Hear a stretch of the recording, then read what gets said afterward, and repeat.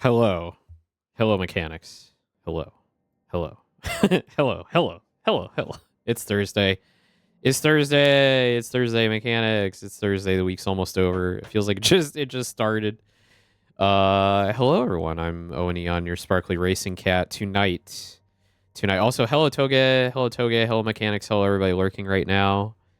If you have a tornado coming, please find shelter immediately. One of my friends is got a tornado warning right now, so please stay safe. All right, we're gonna be playing Hardspace Shipbreaker tonight. So if you don't know this game, wow, I didn't mean to do that. So if you don't know this game, it's fucking awesome. So this came out like just before the pandemic, or actually in the pandemic, I think. But I saw previews of this like early 2020, I think, maybe late 2019, and they showcased a game where you are like an astronaut in space with a laser cutter, and you're literally cutting apart spaceships for like parts and money and stuff. And I was like, this is the greatest concept for a video game ever made. I cannot wait to play this. And that's what this game is. So we're not going to play through the story because I've already beaten the game, and to be honest, like it's basically kind of a rush to get to like the biggest ships because those are the most fun to mess around with. So I've already beaten the game at this point. The story isn't amazing. It's okay. It's a pretty typical like in the grim darkness of the far future, people have been enslaved by this space corporation and they're forced to work for like fuck all pay. And then they seize the means of production and rebel against the company. And then everybody goes home happily ever after. You are what's the word? You live forever because the company has figured out how to clone people. So every time you die, your brain gets transported into a new body. And you owe the company a bunch of money in the process. So anyway, we've beaten the game. I'm just gonna play the game like the most complex ships because it's honestly the most fun, and it's just a comfy game. Might be a little bit of a Zatsu game. We'll see. I'm feeling like weird this week. Like I'm not really in a Zatsu kind of mood. I don't have a lot of stuff to talk about because I kind of herf-blurfed on Monday about the Breaking Dimensions concert, and that's really all that's been going on in my life recently. So yeah, let's get to it. So let's jump in career. So yeah, this game, I was like, oh man, this is gonna be the best game ever. And then I actually got to play it at PAX East, the last PAX East before lockdown, right when the pandemic was starting. And it like, to me, it like stole the show. So I actually like, I went to the booth and played a demo of the game, and they had like a giveaway. If you got in like the top like 20 high scores for the show, you'd get like a free poster. So I got a signed poster from the dev team. I have it framed. It's up on my wall. And I really appreciate that because this is a really good game. Please enjoy the following inspirational message. Success is not the key to happiness. Happiness is the key to success. If you love what you do, you will be successful. That's right. Okay. Good morning. Okay, we beaten the game. We got a fuck ton of money. Let's see. We're gonna go start our shift. Is there even a... Yeah, the bay's empty right now. Okay. So we got the javelin. We got the swordfish. Maybe we'll start with something easy. Maybe we'll start with this little guy here. Just to get back in the groove, right? Get back in the groove because I'm kind of like, I got to remember the controls. What's really fun about this game is it's like total 0G. So you move around the game world in like 6 degrees of freedom. And there's no up or down. I mean, technically there kind of is. Like the bays at which you slingshot your parts into are like kind of in fixed positions. So you can kind of designate like what's up and down. But really, like while you're working, you're just working kind of like at any orientation you kind of feel like, which is really, really cool. So we'll work on this guy here, the Bochesne.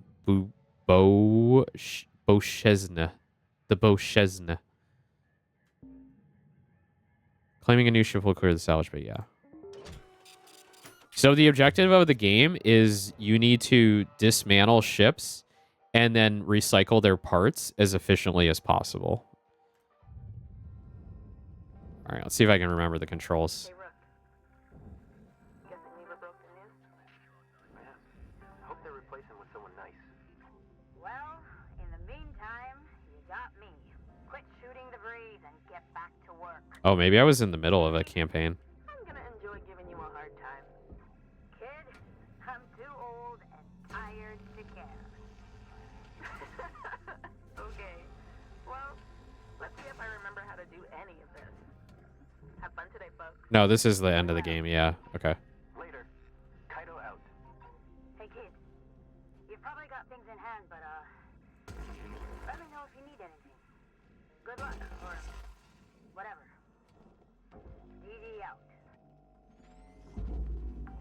So, Salvage deposit accepted. there's 3 bins for you to like put the parts in. So these go into like the green, whatchamacallit down here, like this green like barge thing. And then there's the red, there's the furnace here. There's the red furnace, and then there's like the blue furnace here. Oh, there's a warp going on. And then there's like the blue furnace here. So like depending on what the part is, they go into different sections. The green yeet pile. Yeah, we got the green yeet pile, the red furnace, and the blue zappy place. So when you hover over it, it'll tell you in the center of the screen there, like this one says barge. This one says processor. Yeah, the blue one's the processor.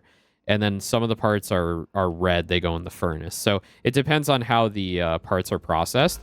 But if you put them into the wrong thing, like if you put something that's meant to go into the processor into the furnace, it's destroyed, and then like you lose all the value of that part.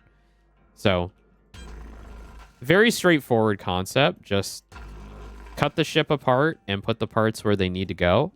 There are time limits, but like it's not a big deal. Like you get 15 minutes to work on the ship, and then you have to go back to your little hole, and then the day ends. And it really only matters for like how quickly you want to finish the game, because it's just like each day costs money because the company like charges you to be alive.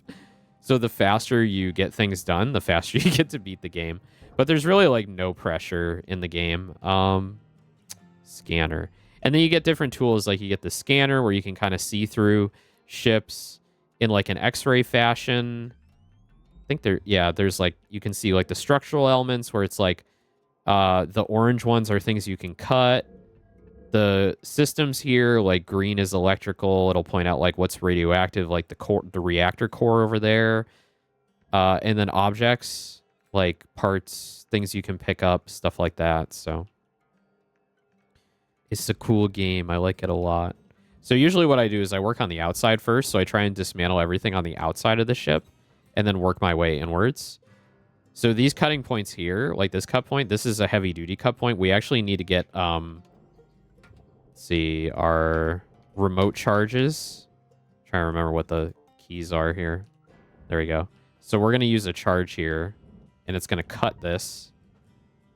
And you can set off multiple charges at the same time. So we're just going to cut two of these heavy duty points at once. And then we want to be like far away from it, right? Because we don't want to blow ourselves up. We just started. There you go. Oh, I cut something accidentally. Oh, well. Oh, well. It's fine. Don't worry about it.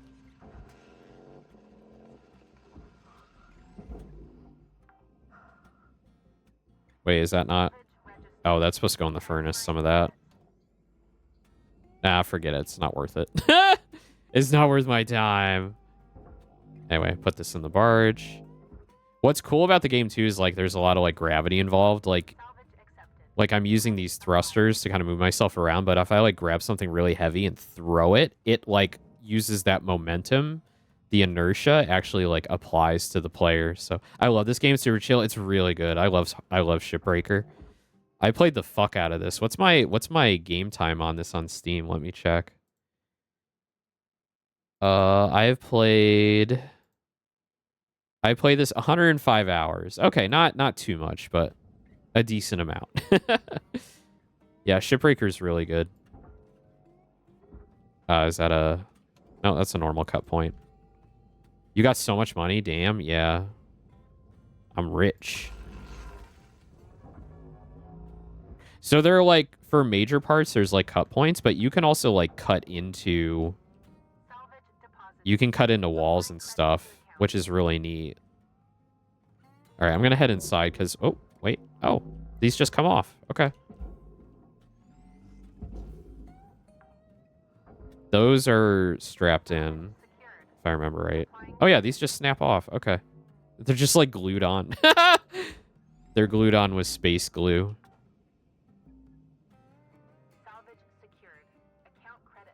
I hope nobody gets motion sick from this. Every time I boot the game back up, I have to get, like, used to it again. Like, after, like, an hour or two, I get, like, a headache, and I start to feel, like, nauseous. But after a while, I get my legs back, and it becomes easier. But thankfully, I keep my streams to only, like, 2 hours usually, so we should be done before I start feeling bad. This goes in the processor. All right, now I think we've stripped everything on the outside. We can go inside. So the thing is, yeah, space glue. The thing about most of these ships at the higher levels is they have atmosphere on the inside. So you want to make sure you don't cut into the ships while they still have atmosphere in them. Because you can have explosive decompression and it can just, like, blow up half the ship. Gotta get used to having those space legs again after being gravity for so long. You know what? You're right. That's absolutely true. All right, I gotta find the atmospheric, like... Yeah, there it is. All right, so we want to drain the atmosphere. Well, actually, I want to see... We want to take this off first. We want to take off as many doors as possible to make sure we can drain the atmosphere. Otherwise, we're going to have a problem. Okay. I think we're good.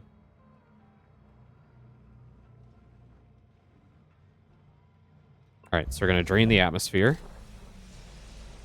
Air pressure level decreasing. Great. So now we can actually open the door to space and start making, like, cuts.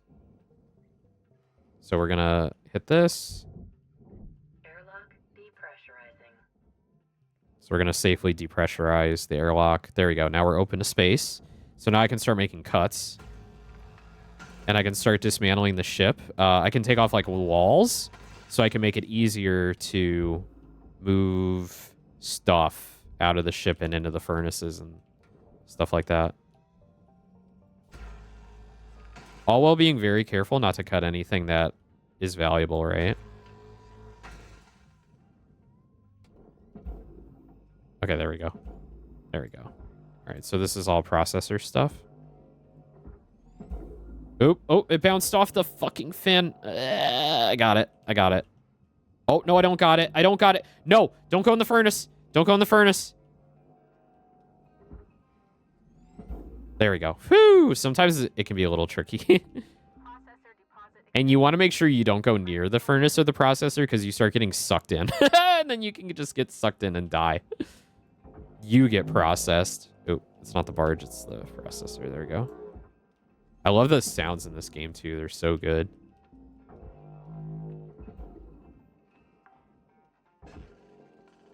Salvage deposit secured. Credits awarded.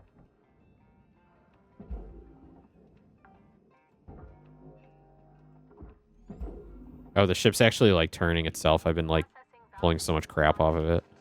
Credits transferred.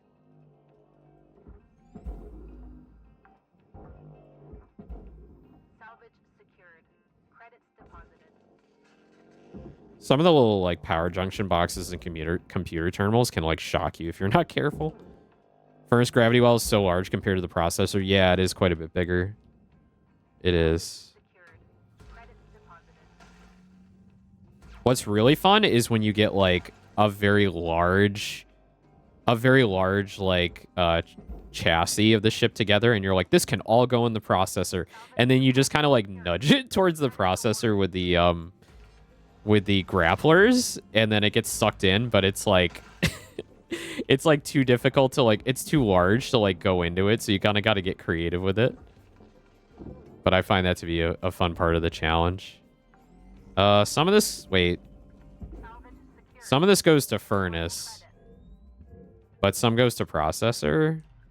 Oh, that's annoying. I hate when they do this shit. Hang on. So if you want to get anal about it, you do this. You're like, well, this goes to the processor, but the rest of it goes to the furnace. You do this. You start making cuts. And then you send those... Yeah. You send those to the furnace, and then you send the other one to the processor. Wait, where'd it go? Wait, where'd it go? It flew off. Oh, it's right there. But I wanna cut a little bit more off. Because I'm being anal about it. Whee!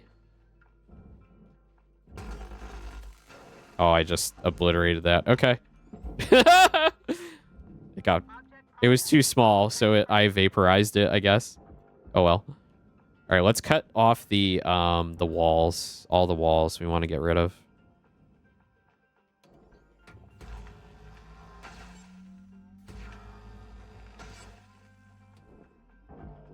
I don't care about the lights. We're just gonna chuck things into the processor.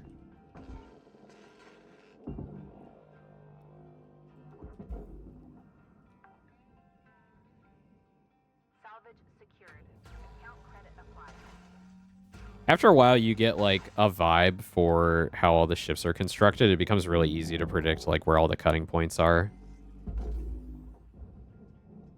Deposit accepted for processing.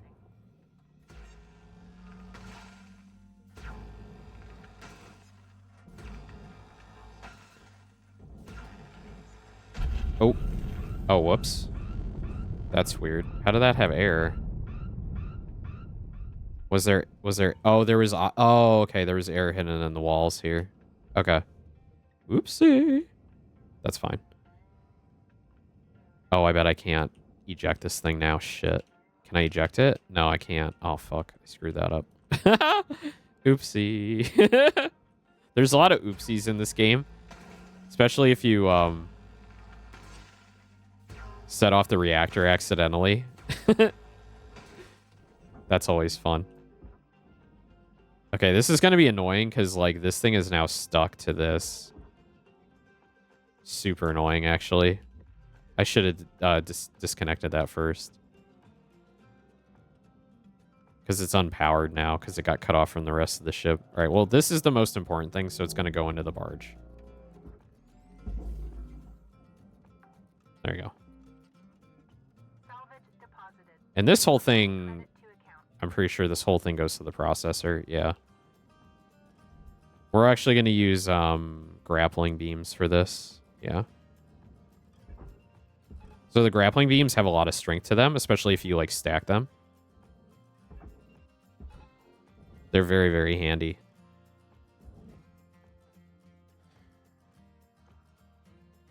And then you can, like, cancel them, too. So it's like, okay, I've got enough momentum there. I'll just cancel the tethers and then let it get sucked in.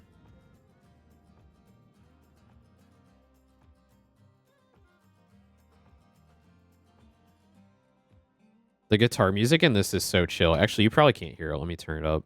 Let me turn it up. But why? What? Excuse me? There we go. Thanks, OBS.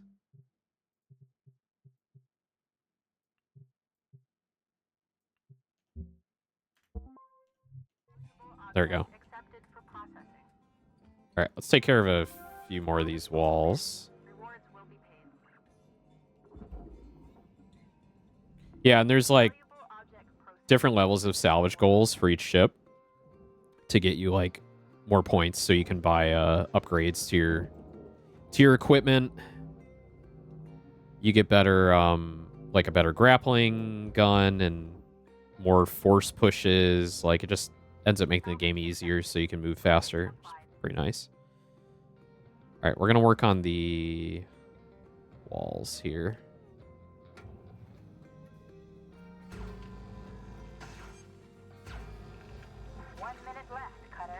Finishing things up. All right? Yeah, like, I think my lasers here are at, like, max range, so I can, like, take care of all that stuff from very far away. Can I get in here? Yeah. Ah, there's the reactor. We don't have much time left, so we'll take care of that after the next run.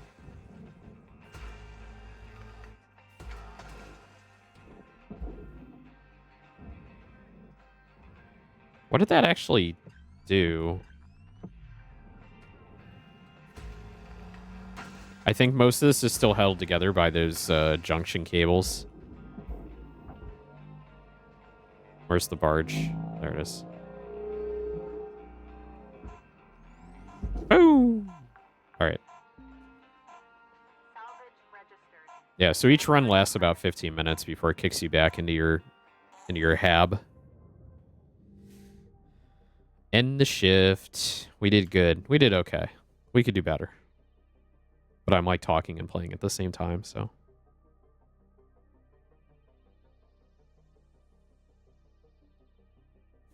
I love that Narissa's doing a hand cam mukbang for Culver's. I want to go watch that after my stream. I want to go see her eat Culver's. Good morning, Cutter. It's time to begin your workday. Mr. Cool was talking shit on Culver's last stream on the truck sim stream, and I was like, I'm gonna find out for myself. I still want Culver's. It sounds good. Right, we're gonna continue. Should see if we can get any upgrades for our equipment. Alright. Morning, kids. Stay focused and all that. Focus. Come on. Always. Huh. Sure. Hey, guys. You talk to your family? Oh, yeah. My Selma hurt her ankle. Let my sister fix it up. She wants to be a nurse. You know, when we're all legal. Send them some money this week. First time. Still a long way to go, but they were happy. Great work, kids. Yeah. Proud of you, Kai. Thanks. Whee! Alright, where am I going here? Let's get rid of this.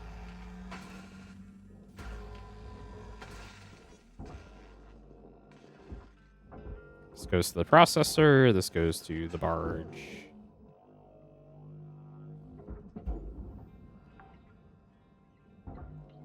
Salvage deposit accepted. Credits transferred. Valuable object processed. Credits deposited. This junction, I think you can just, yeah, you can just get rid of it. It's not important. And then this gets separated? Maybe? Oh, it's the whole thing. I pulled the whole thing off. But you want to, yeah, take these power cells off first. There we go. Salvage deposit registered. Cielo, hello. I heard the tornado pass by. Welcome, welcome. Oh shit, oh shit. Oop, oop. Okay, we're good. Salvage secured. I almost zapped myself. Deposited.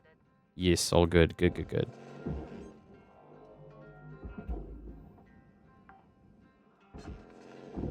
Salvage deposit accepted. Credits transferred.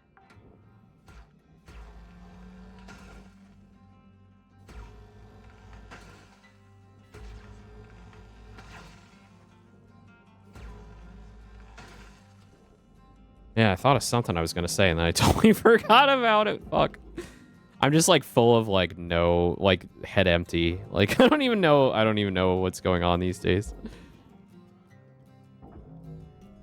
I'm excited though. So I had a bunch of streams last week while I was on vacation for doing the ham radio stuff, studying. So I've totally finished the manual. I've been taking practice studies, which have been really, really good. I've passed like most of them. But the question pool is very large. The question pool is like over close to 500 questions potentially on the exam. And I kind of want to go through like all of them at least once. So what I've been doing every night is taking like 2 to 3 practice exams, and then everything I get wrong, I screenshot, and then I compile it into my OneNote, and then I go back, and then I like reread like that little section that the question is from, just so I like fully understand it. And I think it's been helping a lot, because I've been going back, like re-answering some of the same questions, and, oop, that's not going to go there.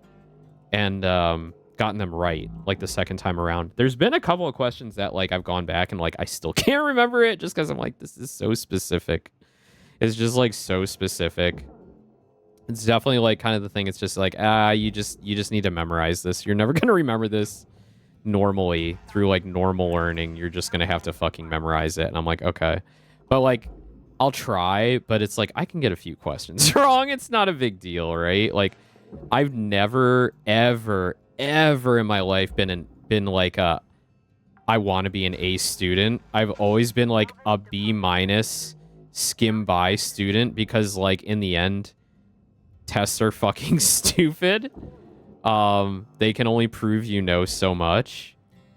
So why fucking study when I can get by with a B minus, you know? Never been an overachiever. I've just been like, I like to learn, but I only like to learn the things that interest me and fuck everything else, right? I think most people are like that. I think most people do like to learn things that interest them and nothing else. Which is totally cool. I think you should embrace the things that you find interesting as long as they're like, they hold like value and aren't like detrimental to society or hurting people in some way.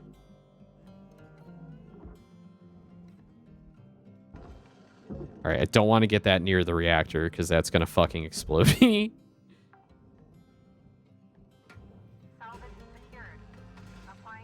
But yeah, it's crazy. I've like, for a long time, like, I've always been interested in like trying to learn something. Like, I'm going to learn guitar. I'm going to learn art. And then like I get started and then I get so discouraged just because it's like so difficult for me to like self-teach because I get distracted or I get bored or whatever. And then, I'm like, oh, well, it would be different if I like took a class for this. But then I don't end up like paying the money to like take a class. And then I'm like, well, then I got to like commit time to it and like drive somewhere and pay money. And it's just like, I'm just like making excuses for shit. But at least with this, it's like I can self-teach it. I am interested and I feel encouraged because like I've actually been like following through on it. It's like I bought the book. I got a little, you know, radio for my laptop. And I've been learning a ton of shit and following, you know, cool guys on YouTube that make it interesting and stuff. There's the reactor. And there goes the reactor. Okay, we're good. You can fuck that up pretty easily if you're, you don't know what you're doing. Oh my god, my girl is like freaking out. She's like, it's like, calm down. Calm down. We're good. We're good. We've done the reactor like 1,000 times. You good, girl? It's Gucci. We're Gucci. Never make those noises again. Okay. Until I make it a redeem.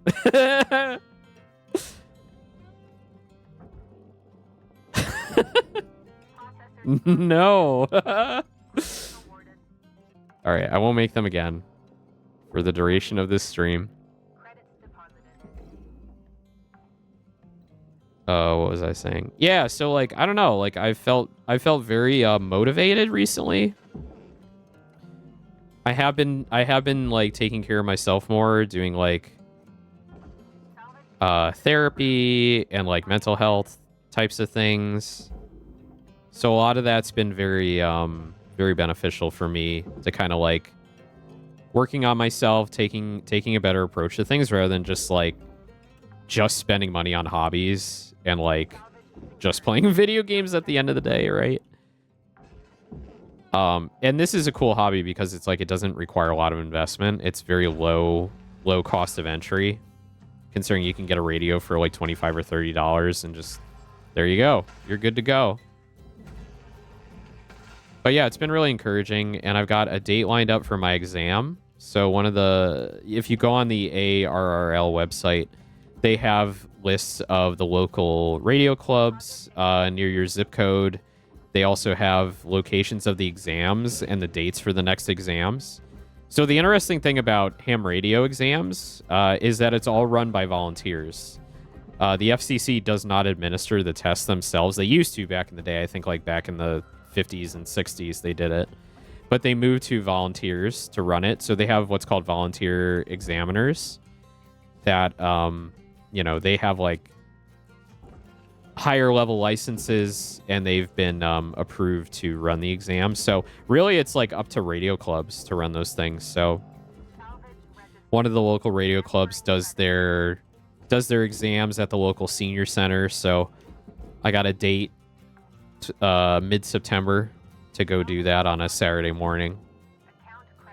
And I let them know I'm coming. I mean, most of those places, like, they'll let you do walk-ins. Like, they're fine with people just walking in, taking the exam, but they kind of prefer you let them know ahead of time just to know they know, like, what to expect, like, how many people are coming, stuff like that. So I sent them a nice email and just said, hey, I'm going to come on this day. They haven't emailed me back, so either they're not very talkative or they might check that email, like, once a week. So it's all good.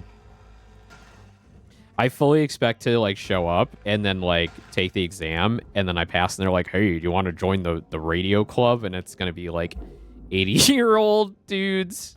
And I'm going to be like, oh, yeah, maybe. I'll look into it. Yeah, maybe. And then I won't. And then I won't join. I've been to the websites for these radio clubs in the local area, and it's just like, here are some, and it's like the websites are from like 1998. Like, I'm not even joking. Like, they made the website in 1998, and then they're like, okay, good enough. We're never going to touch it again. So they're these like, all right, DD. All right. They've got these websites that were made in 1998, and like basically they never updated the layout. It's just like good enough. And it's honestly kind of endearing because it's like it reminds me of the days of Web 1.0 when like all websites looked like that. They just looked like absolute trash, and it was fine. Because you just smattered your Pokemon and DBZ animated GIFs all over it, and then you had a cool website, you know? So like I'm fine with that shit. It's just really funny to me because it's like it's so dated. And then like you're on their website and they're like, hey, check out the photos from our annual picnic. And it's like 8 like old ass fat white dudes and like a couple of their wives. And it's just like I can tell they enjoy it and they have a good time, but that's like not the crowd that I want to be hanging out with like on my weekends, right? Like I want to hang out with like other sexy cat people, you know? Like I'm not going to lie. Like I'm not trying to be mean about it. I'm just like I know that's not the crowd I want to be hanging out with. But that being said, it's like joining a radio club could be beneficial, right? Like they might have a lot of good like tips, and they may even like give you like free stuff like hardware. Like I've got spare radios. Do you want an antenna? Stuff like that. So like part of me is kind of considering it, being like, yeah, maybe I'll show up to a meeting just to see. And then if it's not for me, just like don't go like after that. But kind of want to do my own thing, right? Like I've never been like the type to like join a club, like a school club, and then like enjoy it. I've always like, even back in college, like I joined the anime club and like I did it for a semester, but like, man, those people pissed me off. They were so insufferable. All of those kids were so fucking insufferable. And then I just never went back after that first semester because I hated it. But I was also like an edgy like meme lord back then. And I don't think I'm super edgy anymore. So I don't know. It's weird. It's like I'm the kind of person like I really want to make friends, but like I end up like hating like most of the people that are like part of those social clubs. I'm a little hater. I'm sorry, mechanics. But I love all of you. I love all my mechanics. You're all super special to me. And I appreciate you. And I will never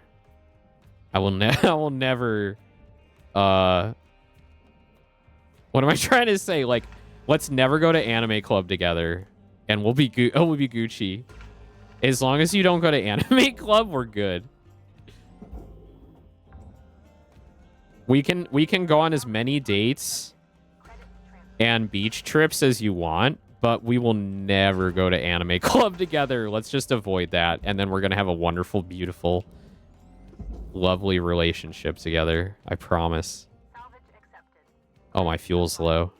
Is there fuel in this? Yeah, there is actually. So what's cool is in some of these ships, they actually have like oxygen tanks and fuel for you to pick up to like replenish yourself. So there's some fuel right here. So I don't have to pay for it. Oh no, it's been cut open. What? No fucking way. Wait a minute.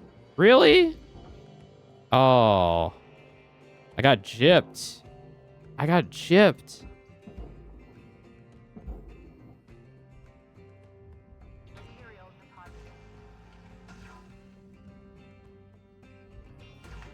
All right, Cutter. Time to wrap it up, okay? 1 minute left.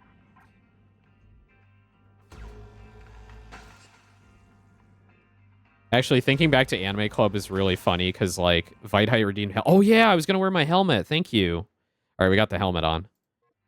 You really shouldn't be in space without your helmet. You're absolutely right. You're absolutely right. Thank you for reminding me. Actually, we can put the visor down, too. Well, you can't see my pretty eyes then, so we're going to keep the visor up for now. But if you want the visor down, if you want me to go full Stig mode, just let me know. We can do that. I might be able to accommodate it.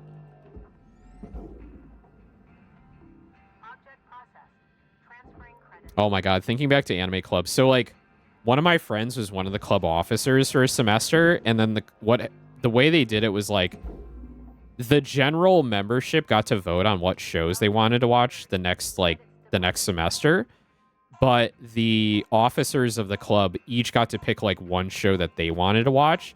So it was basically, like, I think, like, 4 shows that were picked by the club officers, and then, like, 2 or 3 shows like voted on by the membership. So like this was the time, I think it was like right after Gurren Lagann came out. So I was like, as soon as that finished airing, I'm like, next semester we're watching Gurren Lagann. So I put that on the voting list, and then I like campaigned for it because I'm like, this show's fucking amazing. None of you have watched it, but you should have watched it last season when it was on. But you don't know how to use BitTorrent, so we're gonna fucking watch it. So like, we watched Gurren Lagann, and then my one friend who was... Yeah, shut up. My one friend who was an officer, she was treasurer, and she made, I think, people watch I, My, Me, Strawberry Eggs. And if you don't know that, I think it's a show... I remember it's like a show about like cross-dressing and like gender bending and stuff, which was like awesome for the time period because this was before like gay marriage was legal, and like, yeah, LGBTQ stuff was like really not not talked about that much. So that was like really cool. I'm like, yeah, something like LGBTQ focused. Shut up, Dee Dee. I gotta wait for her to stop talking. Requisition for a new helmet? Oh yeah, finally heard back. You'll need to buy a new one, just like when you signed up. What? This one wasn't new? That's what they're telling me, kid. They know that it leaks all the time now, right? No matter how much I patch it. They know. Isn't this like essential equipment or something? How much is a new one? 2 million. 2 million? That's like double what it used to be. Different day, same old links. Same old links. Damn. Same old links. Anyway, so we started watching I, My, Me, Strawberry Eggs, which I don't remember much about. I think I only watched like the first 2 episodes, and then I quit the anime club. But I remember it was like kind of cute, kind of fun. And then like there were like people in the club that were like not impressed. They were like, what is this? Like, I am not watching this. This makes me feel things that I don't want to feel. And I'm like, good. Good. Fuck you. I love seeing people, especially back then, get trolled about that stuff. It's just like, if you don't like it, get the fuck out, right? That really tickled me. So anyway, my friend was a Giga Chad for like making people uncomfortable and pushing the boundaries, which shouldn't even be like boundaries, right? Like, but back then it was different. It was a different time. Salvage registered. Transferring credits. But yeah, Anime Club was it was silly. It was very silly.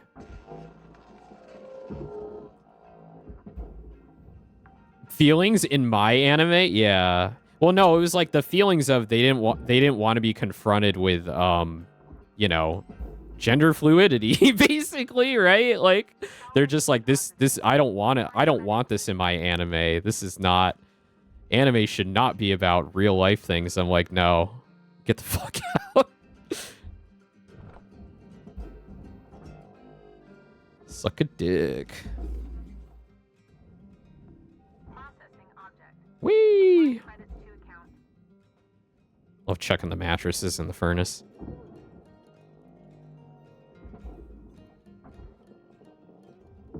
Material accepted. Credits transferred.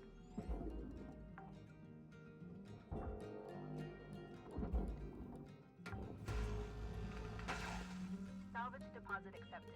Credits transferred. What's next?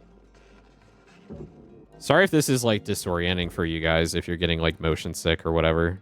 Just look away from the screen if you start feeling bad. Credited.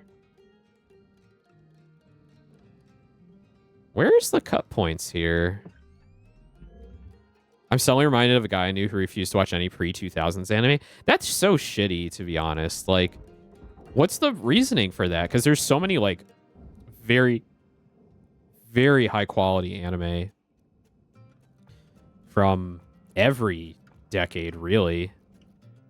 And, like, I get, like, if you may not be into, like, certain styles of animation, but there's so many different styles of animation for every decade. I mean, typically there's like a predominant sort of theme between the decades, but not every show.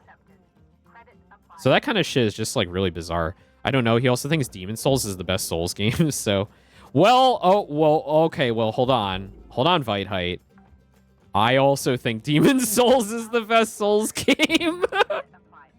I also have this opinion. It's a very rare opinion. And I think a lot of that is because like it was my first Souls game, and I literally bought a PS3 to play Demon Souls, and it was absolutely worth it. It was 100% worth it. It's such a good game because we had never seen anything like that before. It was so good. And I really, as much as I love open world, I really liked the format of Demon Souls having the, like, individual world levels that you could, like, just kind of spawn into and pick. Because it kind of, like, let you just get, like, right to the action and do a bunch of fun stuff with the multiplayer. Whereas with Dark Souls, it's like, yeah, the open world exploration's cool, but it's like, the multiplayer was not as good. I'm just gonna say, like, the multiplayer in all of the Dark Souls games was not good compared to Demon Souls, and a lot of that was down to Demon Souls actually had dedicated game servers to support the multiplayer, whereas Dark Souls, it's all peer to peer. They didn't pay for servers for people to be on. So like when I first got Dark Souls, for whatever reason, like when I connected to the online, there was nobody. Like there was nobody to play with. There was nobody to invade. There was no one invading me. There was nothing. And I was like, wow, this sucks, because this was like, I'd say like half the point of Demon Souls was the multiplayer and the people like invading your world and all that stuff. And I didn't have like anyone to Blue Soul with either, or whatever it's called in that game, so I didn't have a very good Dark Souls experience. Elden Ring is amazing. It's just very long. It's just very long. And it's kind of my own fault for trying to get, like, do as much in that game as possible, because, like, I really did burn out after about 120 hours. And then it took me another, like, 50 hours to, like, fully beat the game, and I was just kind of forcing myself at that point. And to be honest, like, I'm not someone who bashes their head against a boss like 50 times until they beat it. I probably I try and beat a boss like 3 to 4 times. And if I can't do it, I just recruit people. I'm just like, you want to help me fucking beat Melania? Let's go. Let's fucking do it. And then they 2-shot Melania. I'm like, great. Now I'm done with this. I can stop stressing out about it and go back to what I really enjoy, which is just like the open world exploration. I hope they break the Demon Souls remake out of PS5 jail. To be honest, I prefer certain games on console. That's why I own a PS5, because I feel like there are some games that you should just play on console. But I get that, like, not everybody has the money to buy a PC and a console and multiple consoles. Like, I get it. I get it. But for me personally, like, the Souls games, they are console games. Like, I buy consoles to play Souls games on, right? And other games as well. I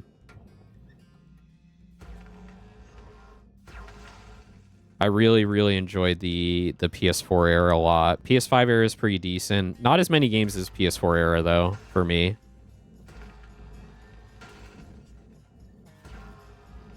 Switch, still a great console. Well, it's old. It's really old now, but it's still a good console. They really need to announce the Switch 2 soon. They're like... I think Nintendo is, like, really lagging at this point. They are lagging behind in games. I mean, the whole games industry, like, this is not a hot take by any means. It is lacking quite a lot recently.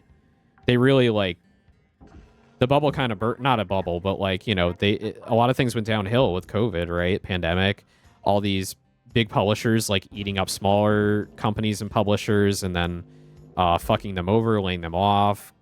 Go fuck yourself, Activision. You destroyed KSP2. Still salty about that. I will never not be salty about Kerbal Space Program 2 getting canceled. And the original team getting fucked over by Activision.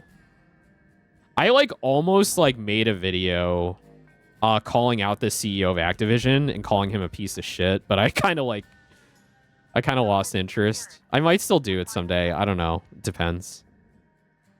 You got to kind of pick your battles, right?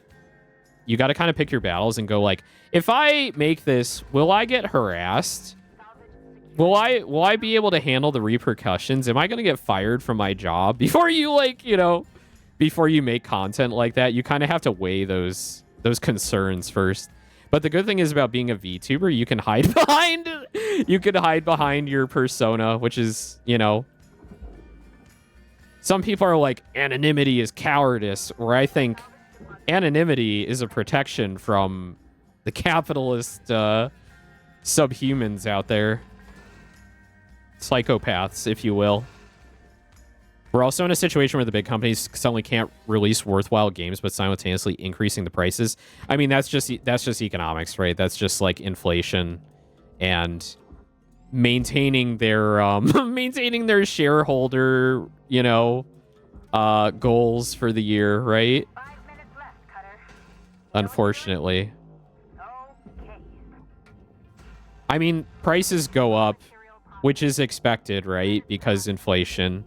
The main thing you got to remember about economics, though, is like the workplace pay does not keep up with it, right? That's the problem. It's not that prices of things go up naturally. It's that your pay does also not go up, which is fucked up. It's fucked up.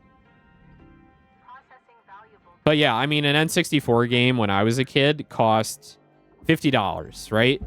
$50 in 1997 or 96 is like $110 today with inflation, right? So like you always got to like kind of keep that in mind. It's like games actually were really cheap for a long time, considering like what they are, how many hours you get out of them and all that. But it's still no excuse for like, you know, shit, I don't get paid. Fuck all. How am I going to afford to like pay rent, put food on the table, and like entertain myself, right? It's fucked up. And like I'm really lucky now that like I'm in a career where I can afford nice things and like do stuff, but like in my 20s I didn't. Like I had like a few not great paying jobs, so I get it. Sucks. All right, this thing is we're picking this thing apart. Hold on, I need a sip up. But yeah, Souls games, I have a real love-hate relationship with Souls games. Like I'm not great at them, but I would absolutely play an Elden Ring 2 when it comes out in like 6 or 7 years or whatever. I think I'm still burned out on it. The DLC came out recently, and I was like, do I want to play it? And I was like, if I'm going to play it, I'm going to want to play it on stream, and I'm going to suck at it. And am I really going to play, like, the same game that I left off on, like, my save game? Or am I going to, like, start over and do, like a magic run where I play, like, a cheese wizard where I do a build that, like, can two-shot bosses? And I'm like, that sounds really fun. But it's also going to take me another, like, 80 hours to get to that point. And I'm like, I just can't, man. I just can't. Not to mention they want to do, hey, buy your $70 game. Hey, buy the $40 DLC. Hey, buy your $20 cosmetics. Yeah, I mean, as long as the DLC is worth it. And that's really subjective. Like, you got to weigh that shit, right? You got to weigh that shit. Because, like, there are quite a few games where it's like the quote-unquote DLC is a full expansion pack's worth of content. And then there are games where it's just like, this is just 3 skins and a car, right? So I can't make, like, broad sweeping statements about, like, every publisher or developer out there. Because, like, to be fair, like, they all kind of do something different. So I don't really get mad about it. Also, I'm absolutely being a hypocrite by complaining about that because I play 14. Yeah, I don't play MMOs anymore. I don't find them enjoyable. It's really just a huge time sink, and I just go, for what? Like, for what? I don't make community in them like I used to. So if you don't make community, there's literally no point for me. I'm glad a lot of people get enjoyment out of it, but it's just not something I want to get into. That, and I have a few friends that are, like, big haters of 14. So I think some of that haterism has, like, worn off. I mean, not that, like, I share the same opinion, but just that, like, vibe of, like, yeah, that's probably not for me. I'm not into that for one reason or another. I haven't played 14 in weeks. I barely started DT. Lamau, nice. Is DT it's the new one? Oh, Dawn Trail, that's it. Yeah, I already forgot the name because everyone played it in like a week, and then they stopped, and then they're like, "Okay, I'm good, I'm done." You say, "As I'm playing 14." I didn't say I hated it. I said that I know people that are haters, and I also don't want to get sucked into an MMO. So there you go. I'm not gonna get sucked into it. Oh, we're almost done. Oh, come on. Are we really going to have to start a new 2 seconds? Oh, there's only that little piece left. I guess we'll finish it. Oh, I'm a Grandmaster Salvager. All right, we're going to take the helmet off because we're in the hab again. We got to air out the ears. We got to wipe the sweat off our brow. Sweaty Catboy needs a shower. Yeah. DT was fun, but I did grind out the last half because COVID. Oh, yeah, you were sick. I forgot. I remember that. You said you were sick, and you were just, like, sitting there just, like, grinding away at 14. God, that was probably miserable. Lynx would like to share the following message. The only P's permitted in the salvage yard are profit, processor, and potassium trifluoromethane sulfonate. What the fuck is potassium trifluoromethosulfonate? It does demand a lot of attention, especially since a new player basically has to play 6 whole Final Fantasy stories just to catch up at this point. There's things about 14 that I really like and others that I loathe, and nothing I've seen about Dawn Trail has given me the motivation to, like, catch up. Yeah, I mean, like, everyone's, like, entitled to, like, their opinion of, like, what's fun in a game for them, right? Like, I tend to find in MMOs, at least the MMOs I played, there's got to be something in it. There's got to be a meta in it that makes it, like, different from everything else. Like, it's not about, like, the flashy lights and, like, theory crafting and, like, the characters. I honestly don't give a fuck about any of that. For me, what was appealing to certain MMOs was the social aspects of being in a group, and also how are you going to wage war against the other social groups in the game, right? Like, how are you going to survive and take them down and cause them mental damage, which was my entire EVE Online experience. Infiltrating other organizations, pissing them off, and like making them like dismantle each other from the inside and stealing all their money and harvesting their tears. So once I was done with that, I've never felt like playing another MMO because no other MMO is like that. Excuse me. Yeah, and the problem is I fucking hate a lot of the 14 community. Why do you hate a lot of the 14 community? I'm curious.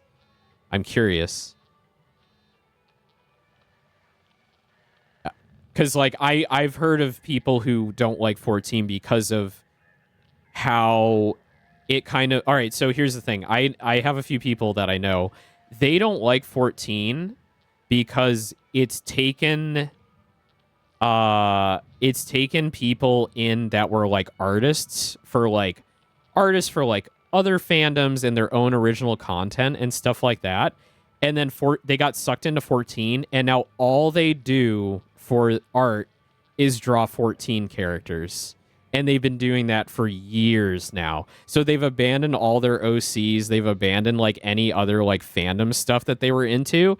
And their entire like creative existence is now just Final Fantasy 14. And that's kind of sad. And I can see why that's really sad, because it's like, oh, so this... I mean, clearly the thing brings you joy in your life, right? If you're like drawing art for that, like clearly like you love it, which is great. But at the same time, it's like, don't you want to like celebrate your own characters and like other things as well? Like, I don't know. But anyway, that's like other people's opinions. Some of them are so annoying. I love my FC and 14 around Saku though. That's awesome. Yeah, having a group of people that you vibe with is like, to me, that's like the best thing, right? Having that community. And as long as people are like cool about that, and they're not like anal about like how you operate in the guild or whatever, that's what really counts. So that's cool. So many 14 players have the worst possible takes. Like, there's this kind of like Stanny and holier than thou groups that are like, if you like XYZ, you're wrong. Yeah, that's like very old school nerd culture. That like, I feel like for like people who have half a brain have grown out of since ye olden days, and isn't really a cultural thing anymore in nerddom, if that is even a thing anymore. So maybe 14 absorbed all those types of people. Maybe 14 absorbed all those really annoying nerds, and that's where they all went. And that's why I don't see them anymore. That's why I hate Thancred. I hope he dies. Is Thancred like a hot, sexy man boss that everyone's like, oh my god, Thancred? And it's like, if you don't like Thancred, you're dead to me. It's like the same people who had like crazy takes about Dragon Age. Crazy takes about Dragon Age. I don't know any. All I remember about Dragon Age is people like memed on it so hard because of us. Let me sing you the song of my people. Ooh, which is like, okay, all right. It's funny for like 5 minutes, and then it's like, all right, let's move on. But no, V needs to like talk about it for like 2 years because 4chan is shit. Well, I may have made a real mess of my day. What's up, Dave? Grabbed a salvage runner to work on. Gecko glass? Don't know why. Hate working on them. I think they're fun. Fun? They're about as fun as running naked through a cactus patch. What's a cactus patch? Terrible construction. Complete death trap to salvage. Can't imagine what's flying one. All right, I really don't care what the characters are saying. Can I just like turn that off? Can I just like turn that off? Speech volume. There we go. 0. Yes. Okay, there we go. Whew, they shut up. He started as hot, sexy man. Now he's angsty dad. I will never forgive him over how he treated Ryan. And then Cielo sent me a picture of him in Discord. Yeah, I mean, it's pretty generic anime, dude. Like, that's the other thing, that the haters I know about 14, it's just like, wow, the character designs are very anime. Not very anime, but, you know, just like very like, yep, that's an anime character. They're pretty. Which is like, okay, all right. Like, it definitely has like its own style, right? Like, they definitely lean into the not quite belts and zippers, but you know what I mean. It has a look to it. And I think some people are kind of sick of that look at this point. People are so horny over him. He's not an angsty dad. He treated Ryan like shit the entirety of Shadowbringers, to the point she was convinced he hated her, all because he was mad that his girlfriend daughter. Wow, there's some tea here. There's some character tea here. I love my wool Clifford forever.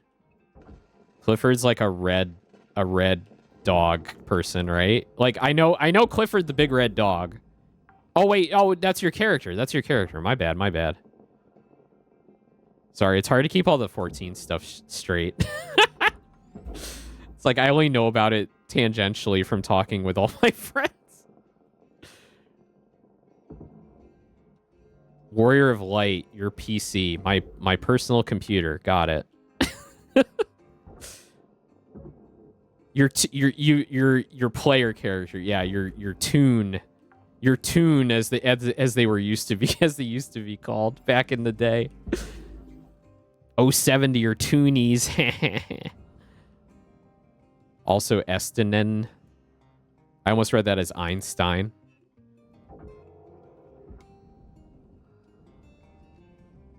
Yeah, we used to tune in WoW too, yeah. The toonies. All right, we obliterated that one. Let's go to the next one. Holy shit, it's already been an hour. That's the thing about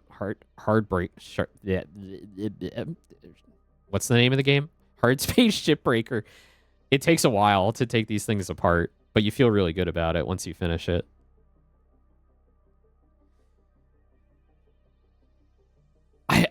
If I was ever gonna play an MMO again, it would have to sweep everyone by storm. Like, it would have to like put 14 to shame, because that's really that and WoW Classic are like the only MMOs anyone plays anymore. I mean, yes, I know there are other ones out there, but they don't even come close to 14 and WoW Classic. I feel like that's my perspective though. But yeah, I would definitely, if there was like one game that was just like you can do anything, like Peter Molyneux.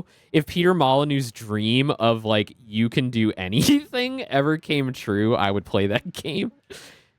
You can do anything. You can kill anybody. You can fuck anyone. Retail WoW just dropped a new expansion pack this week. Did it really? I don't know anyone who plays Retail WoW. All my friends play WoW Classic because they're old. Like, they're old. All right, should I do the Arcadian or the Bellicose? No, I don't want to do the Bellicose. I want to do something big. Well, I want a big boy.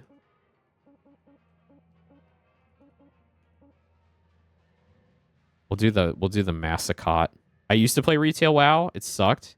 How far did you play it? Did you play it? Because the last expansion I remember before people abandoned the game was Mists of Pandaria. And when Mists of Pandaria came out, I think a lot of people are just like, no, you know what? You know what? I'm done. I remember that being a thing. It was just like, oh, this is shit. I remember people weren't happy about I think it was Cataclysm was the one where like they like nuked the world and then they like created a new world map and everyone hated it. I think that was like the first wave of people leaving.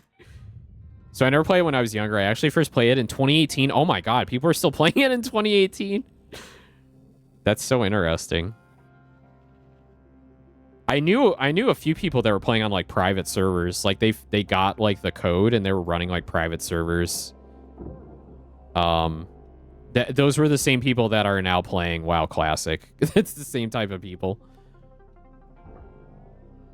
I played it in 2007. summer 2007. So I was already like a little late to the party, and I felt late to the party because like my friends online at the time, they made a guild, but it was like a meme guild. It was called David Hasselhoff's Biceps. And then we got like a whole bunch of people to put characters in it, but they were like everyone's like second and third characters. So it wasn't a real guild. It was just like a meme guild, and like people would join and then they'd never log in again. So like within 2 months, I was like, wow, I literally have no reason to play this game anymore. And it's really silly too, because like I had an acquaintance in college that was like, I kind of looked up to him. He was pretty cool. And he told me over the summer, he's like, hey, I'm going to start a new WoW guild. Do you want to join? And I was like, no, I'm okay. Cause like, I was very like socially anxious, and like, I didn't want to seem like a scrub to like people that, you know, I consider to be like, more important than me. So like, I really just should have done that. I should have just joined this dude's guild and made friends with him and just had a good time and not worried about it. But like, when you're young and full of anxiety, your brain don't work so well, and you have zero charisma and zero self-respect and self-esteem. So unfortunately, I missed the boat on that one. I feel like I probably would have had a really good time. My life is full of regrets. My life is full of regrets. Anyway, back to Cielo, which was the end of Legion when I played through all of Battle for Azeroth, which was objectively a bad expansion, and I played the beginning of Shadowlands. I've never heard of these expansions. WoW Retail is annoying because there's so many things that have potential, and then they just shit it all up, but I got a Hot Elf Man character out of WoW, so my city now. Yeah.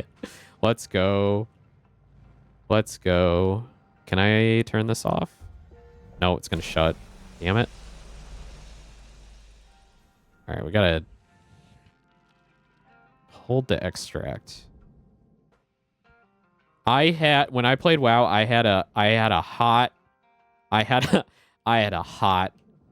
cowgirl. I was a Tauren. I was a Tauren warrior. I was like in my like quasi furry era.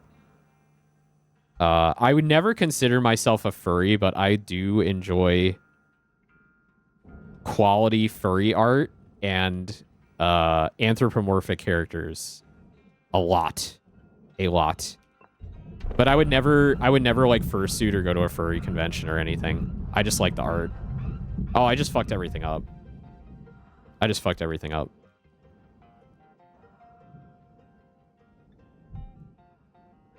All right, I actually didn't lose that much money. Okay, I'm good. All right, cool. We drained the atmosphere out of the ship. Oh, well, not this one. Gotta drain this too. Fuck yeah, I love Tauren. Yeah. Tauren are awesome. Okay. We've drained the atmosphere. Let's start cutting. Can we cut this? Yeah, we can cut this. My only experience with WoW was create a character, find out that casters recover MP by not playing the game for 5 minutes, quit the game. Interesting. Do you only play casters? Is that like your thing?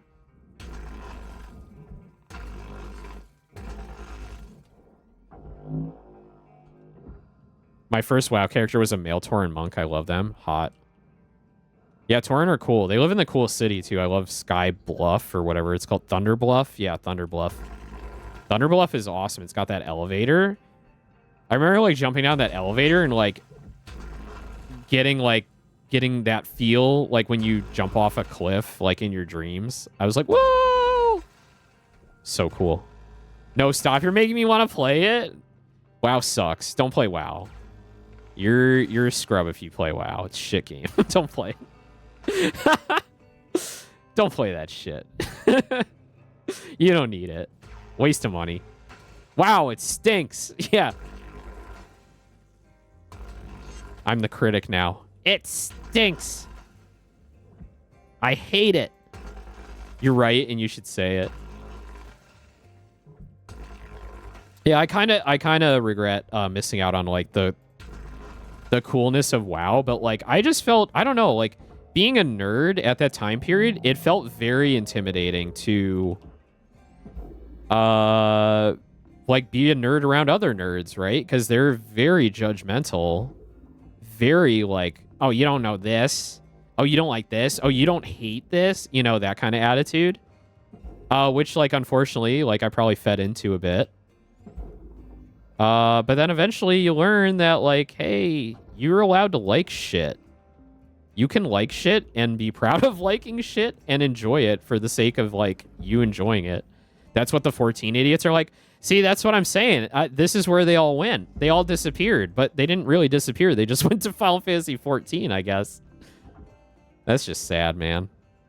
That's just fucking sad. It's probably just, it just turns into, like, one big circle jerk, too. It's just, like, nerds hating things and other nerds hating those things with them, and then they're all doing this, like, hate circle jerk. And that's why I stopped playing MMOs, too. Because I was in a really toxic, like, gamer, quote, like, 4chan-based gamer community that was, like, super duper toxic and fucked up. And then I got away from that. And I'm glad. I'm glad, because it was just super bad. And I don't like hanging out with people that hate stuff, too. It's just like, why are you such a hater about everything, right? People can like what they like. They're not hurting anybody. Like, I'm sorry you don't like it. And I do have a lot of opinions, and I did often, like, younger, I felt the urge to state my opinions a lot just because I wanted to feel, like, self-righteous about it. But in the end, like, no one gives a fuck. And, like, no one wants to hang out with you if you're gonna be like that, right? No one wants to hang out with you, and no one gives a fuck about your opinions. So just, like, you can just keep it to yourself. Like, as long as you get to do what you want to do and no one's preventing you from that, like, why hate, right? Don't yuck my yum, bro. I'm absolutely a hater, but I'm not going to shit on anyone's parade. Yeah. Yeah, it's just, like, keep it to yourself, you know? Like, literally just vibe in my own lane. Yeah. Yeah. It took me a long time to, like, learn that, though. It took me a long time to learn that. And definitely, like, early on, as, like, a teenager and stuff, I was, like, I wanted to be included in, like, fandoms and things like that. And then I learned, like, man, it's just not worth it. There's so many unstable people in those gigantic, like, fan communities that it just have the weirdest takes and the weirdest fucking perspectives on stuff. And it's just like, if that's not your vibe, just, like, hit the bricks. Like, get the fuck out. Like, you don't have to be, you can like stuff and not be part of a fandom.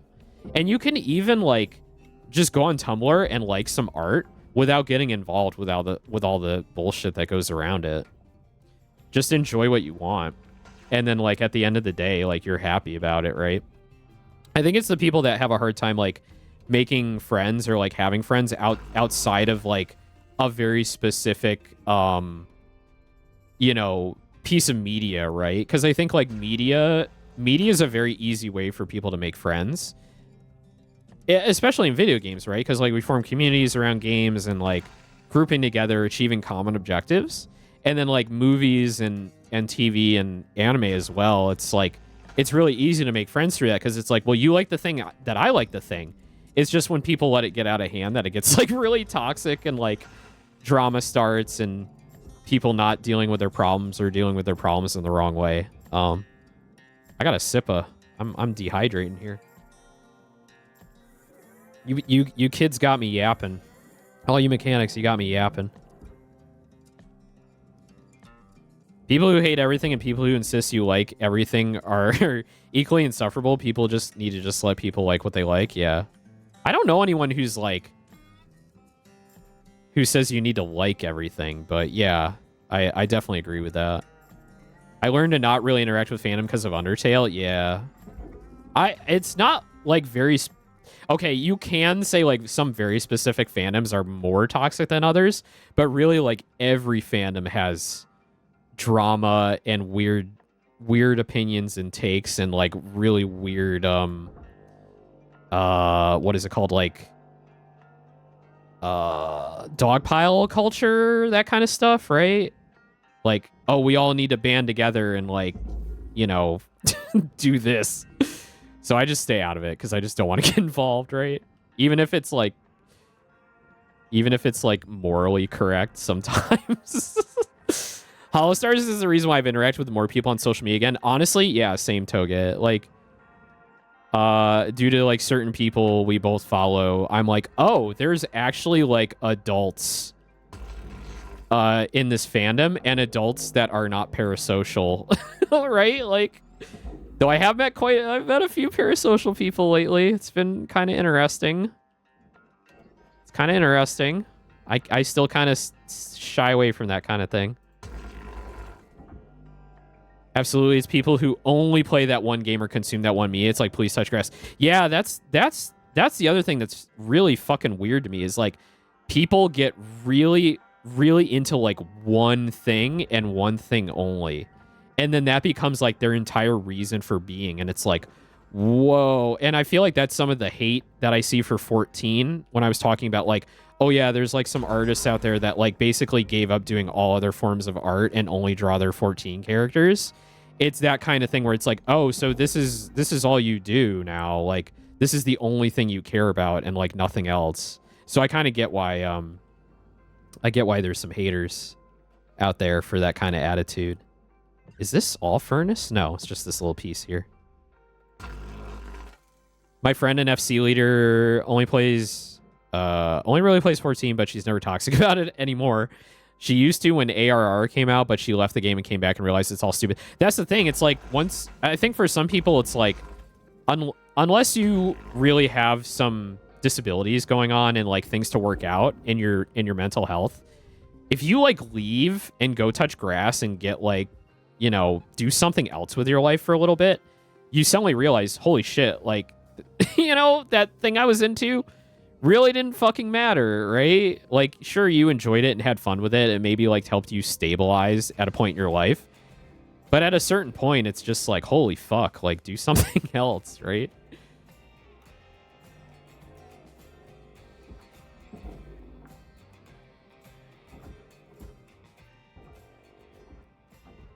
Sometimes you need people. Yeah, you're so wise for a 23-year-old. Yeah, I know. I'm so wise in my young age, right? I've been around the block a few times in my 23 years on the earth.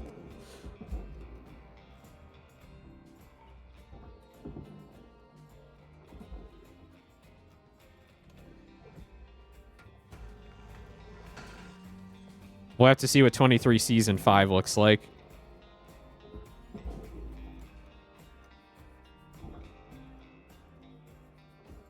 Okay, this one is tricky because it's got these 3 lights. You actually have to go, like, cut off the power to this thing. And I gotta go find that.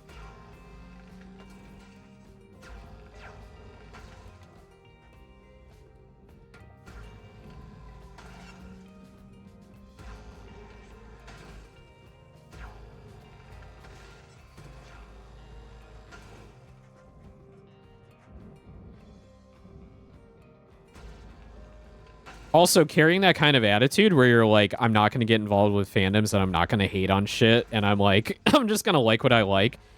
It kind of allows you to see, like, when you meet people for the first time, like, the red flags are, like, kind of immediate. Like, when they start, like, exhibiting those kinds of opinions about stuff, you're just immediately like, oh, this is someone I should avoid. This is someone I will probably not get along with, right? The kind of people that, like, they don't know how to read the room. Or, like, you know, you say, like, oh, yeah, I heard this thing. This thing's probably, like, pretty good. I might, you know, want to check that out. And they're like, it's shit. Like, if they immediately come in with, like, it's shit, you know that you should just steer clear of people like that. To not have, like, any nuance in your take is just like, wow, way to make yourself like so insufferable and undesirable as a person in the social contract. We live in a society.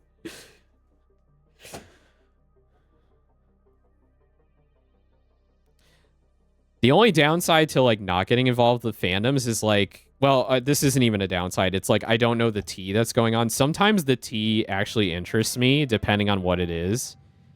Usually if it's, like, funny. If it's, like, if it's like some weird, really niche thing out there in the world, and it's like, have you heard about like the, you know, like the drama at the clown college? I don't even know why I said that, like clown college, like just like a weird thing. It's like, did you know this thing exists and there's a whole bunch of drama going on in it? And it's like, wow, that shit is so fascinating to me. And that's the best part about Reddit, to be honest. I fucking hate the culture of Reddit. Actually, these days, I don't think it's bad anymore. Back in like 2010, 2011, 2012, Reddit was like so insufferable. But it's such a good resource for like finding out about like weird shit and drama online. I can't like think of anything these days that has been like, oh my god, have you heard about this? Mainly because like it's just too much for me. I try and stay out of it. Like I was telling my little guys earlier today, I saw on my Owen YouTube channel, or you know, my login for YouTube on Owen, it was like, it's always recommended me like VTuber stuff because duh, obviously. But like there was like a live stream from like one of those stupid fucking drama tubers. And I'm the person who's always like, I'll see someone on Twitter that like I vaguely know go like, I can't handle the drama anymore.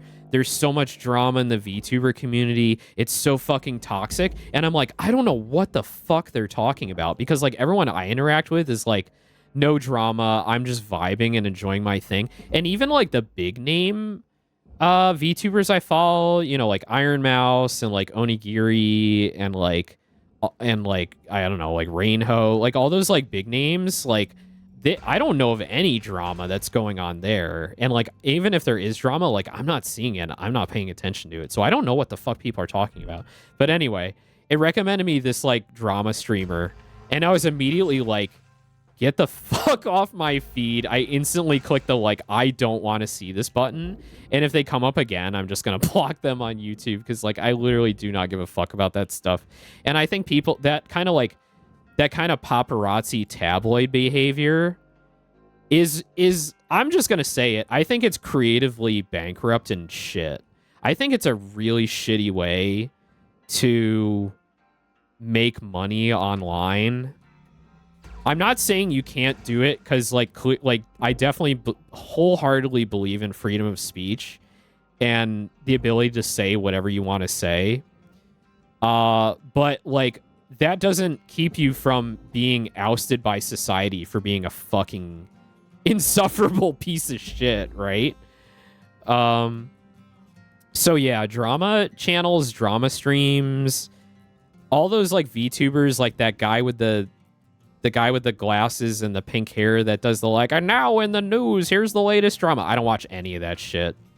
I can't fucking stand that stuff. So that's why I don't know what's going on as far as drama goes in the VTuber community, quote unquote community. I don't consider it a community. To me, it's a genre of streaming. It's just a genre of streaming. You just because you have an anime character or a mascot or whatever does not make you part of a community. To be part of a community, you actually have to like form a group of people, like, you know, like just because I'm a VTuber, just because like I do VTubing doesn't mean I consider myself part of the VTubing quote unquote community, because like there really isn't one.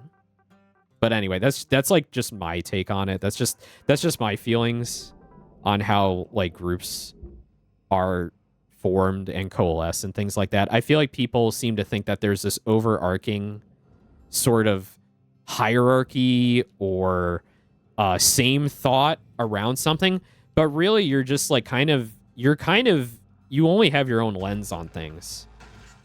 And just because like one creator has like 1 million followers doesn't mean that they represent the quote unquote community, right? So I don't know. I'm a very like small tribe kind of person by nature. I prefer small groups. I don't like very large groups. I find them very difficult to deal with and handle. And really so I've talked with my therapist about this a lot, and I'm not going to get too deep into it. I have like control problems, I think, where it's like I feel I need to have control over my life. In order to like feel like I'm stable, right? And I think that like kind of extrudes itself out into other things in my life. And part of that might just be like the social dynamics I prefer. And it's getting like really like fake science-y shit here, but like humans came from smaller tribes of people, smaller groups, right? Like 100 and under. So that really is what we're most comfortable with. And I don't know if there's any scientific evidence to back that up. I should really go look that up, because that's something that like is anthropology wise, that's like that kind of stuff is like really fascinating to me. Like how people form social groups and like what they're comfortable with and what is also like part of their what do you call it? Instinct, like animal instinct as well. So that kind of stuff is really fascinating to me. But anyway, TLDR, I like smaller groups. I don't like being part of big groups. And that's probably part of why I don't include myself as like parts of big fandoms, or even like I don't like going in big Discord servers either. If I join a big Discord server, I kind of like get what I want out of it, and then like I'll shrink it and then refer back to it for reference or emotes. I prefer a small group of like 50 or less people to talk to online, because then I can like get to know them, right? I get to know them like more intimately. Like I can kind of judge like whether or not they're like people that are kind of, you know, is there something wrong there, right? Or like, oh, are they like the kind of friend that would be like, yeah, I want to really get to know you better and be like real friends with, right? I think a lot about this kind of stuff, the small group interactions. And I've kind of like molded a lot of my interactions around that. Anyway, I gotta catch up on chat. It'd be funny, very funny if the playthrough just continued from the original streams of this. Yeah.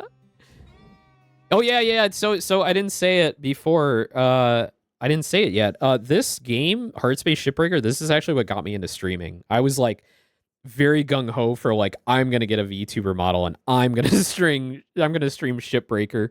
But my computer sucked at the time and I didn't have any money, and I was gonna commission Trail. I was gonna commission Trail for a VTuber model. But then I think it was like you finally got back to me like a few months after. I was like, nah, I don't really want to stream because I couldn't handle it. And then I was like, I also don't have any money either. I didn't have any money to pay for a VTuber model, so I was like, sorry, dude. But anyway, fast forward a few years. We're finally there. We did it. We made it. Yeah, the drama's in the mid-levels for some reason, like not high enough to be like a huge name, but enough so they have weird egos. Yeah, that's the thing. I think it's like the top VTubers, they have too much to lose, so they're either not getting involved in the drama, or the drama is happening behind the scenes, behind closed doors, and then like people can only speculate about it and know about it, because if they do get in trouble, that means like, oh, your sponsorship contract is done and this and that and the other thing, right? I mean, that doesn't stop some people from being fucking horrible, but, you know. Oh, you reminded me. I got the worst recommendation on Twitch. Won't send it here. I'll post it on Discord. Okay, I want to see. I hate that guy, lol. Yeah, the drama tuber with the glasses and the... Yeah, I can't remember his name, but he talks in a voice like this. Like he's an old-timey newscaster or whatever the fuck. And it's like, shut up, dude. Shut the fuck up. I watched him once and then I'm like, wow, this is just clickbait bullshit. Go fuck yourself. Yeah, same. Oh, glasses and pink hair. No, not you, Trail. Not you. Yeah, same. Like the other server is like the one I interact with the most because of how small and comfy it is. I was here. I was a candidate. The cycle continues. Yeah, and I feel like at the top they tend to be just like smarter people. They really are. I mean, you can be an idiot and be successful. It's true. But I think a lot of the top creators that are still top creators and still being successful and doing successful things are very intelligent people and do have good business acumen. And I don't want to say like most of them are probably good people, but I think that they probably have their heart in the generally right place. I've learned that like never put anyone on a pedestal. Never meet your heroes. Everyone is human, right?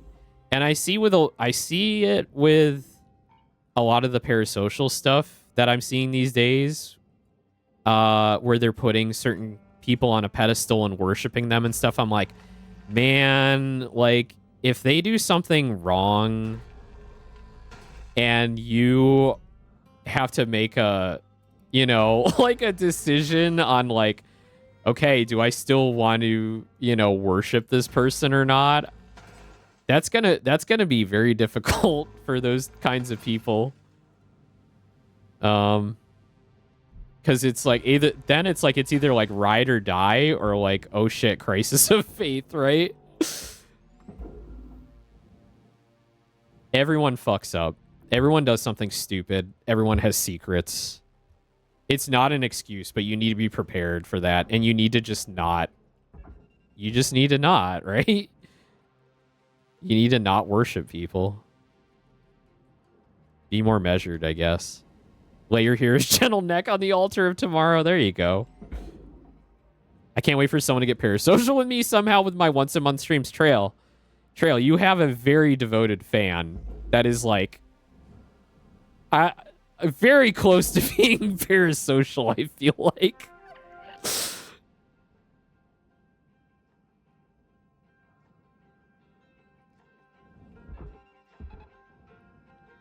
We've all got that one fan.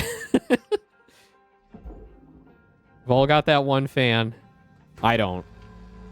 Yet.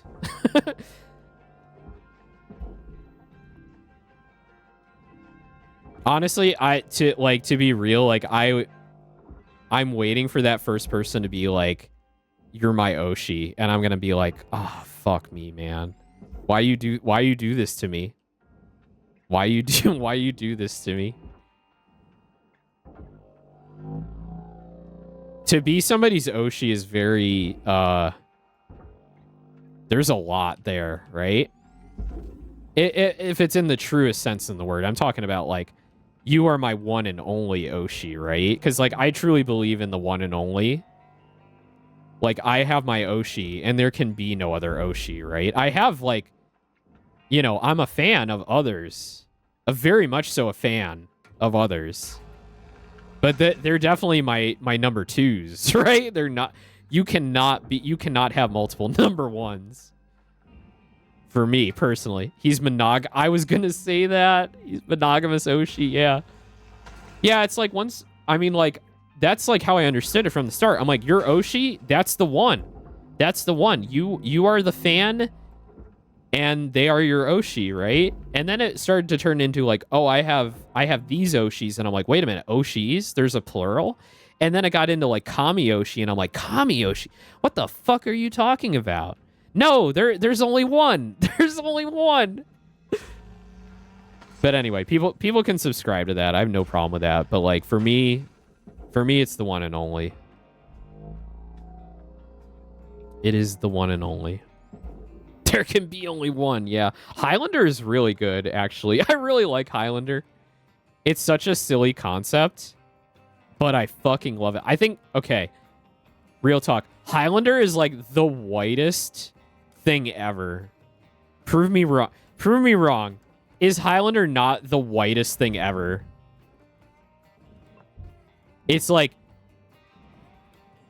men, like, and women, like people who live forever and they fight with swords and chop each other's heads off to gain power.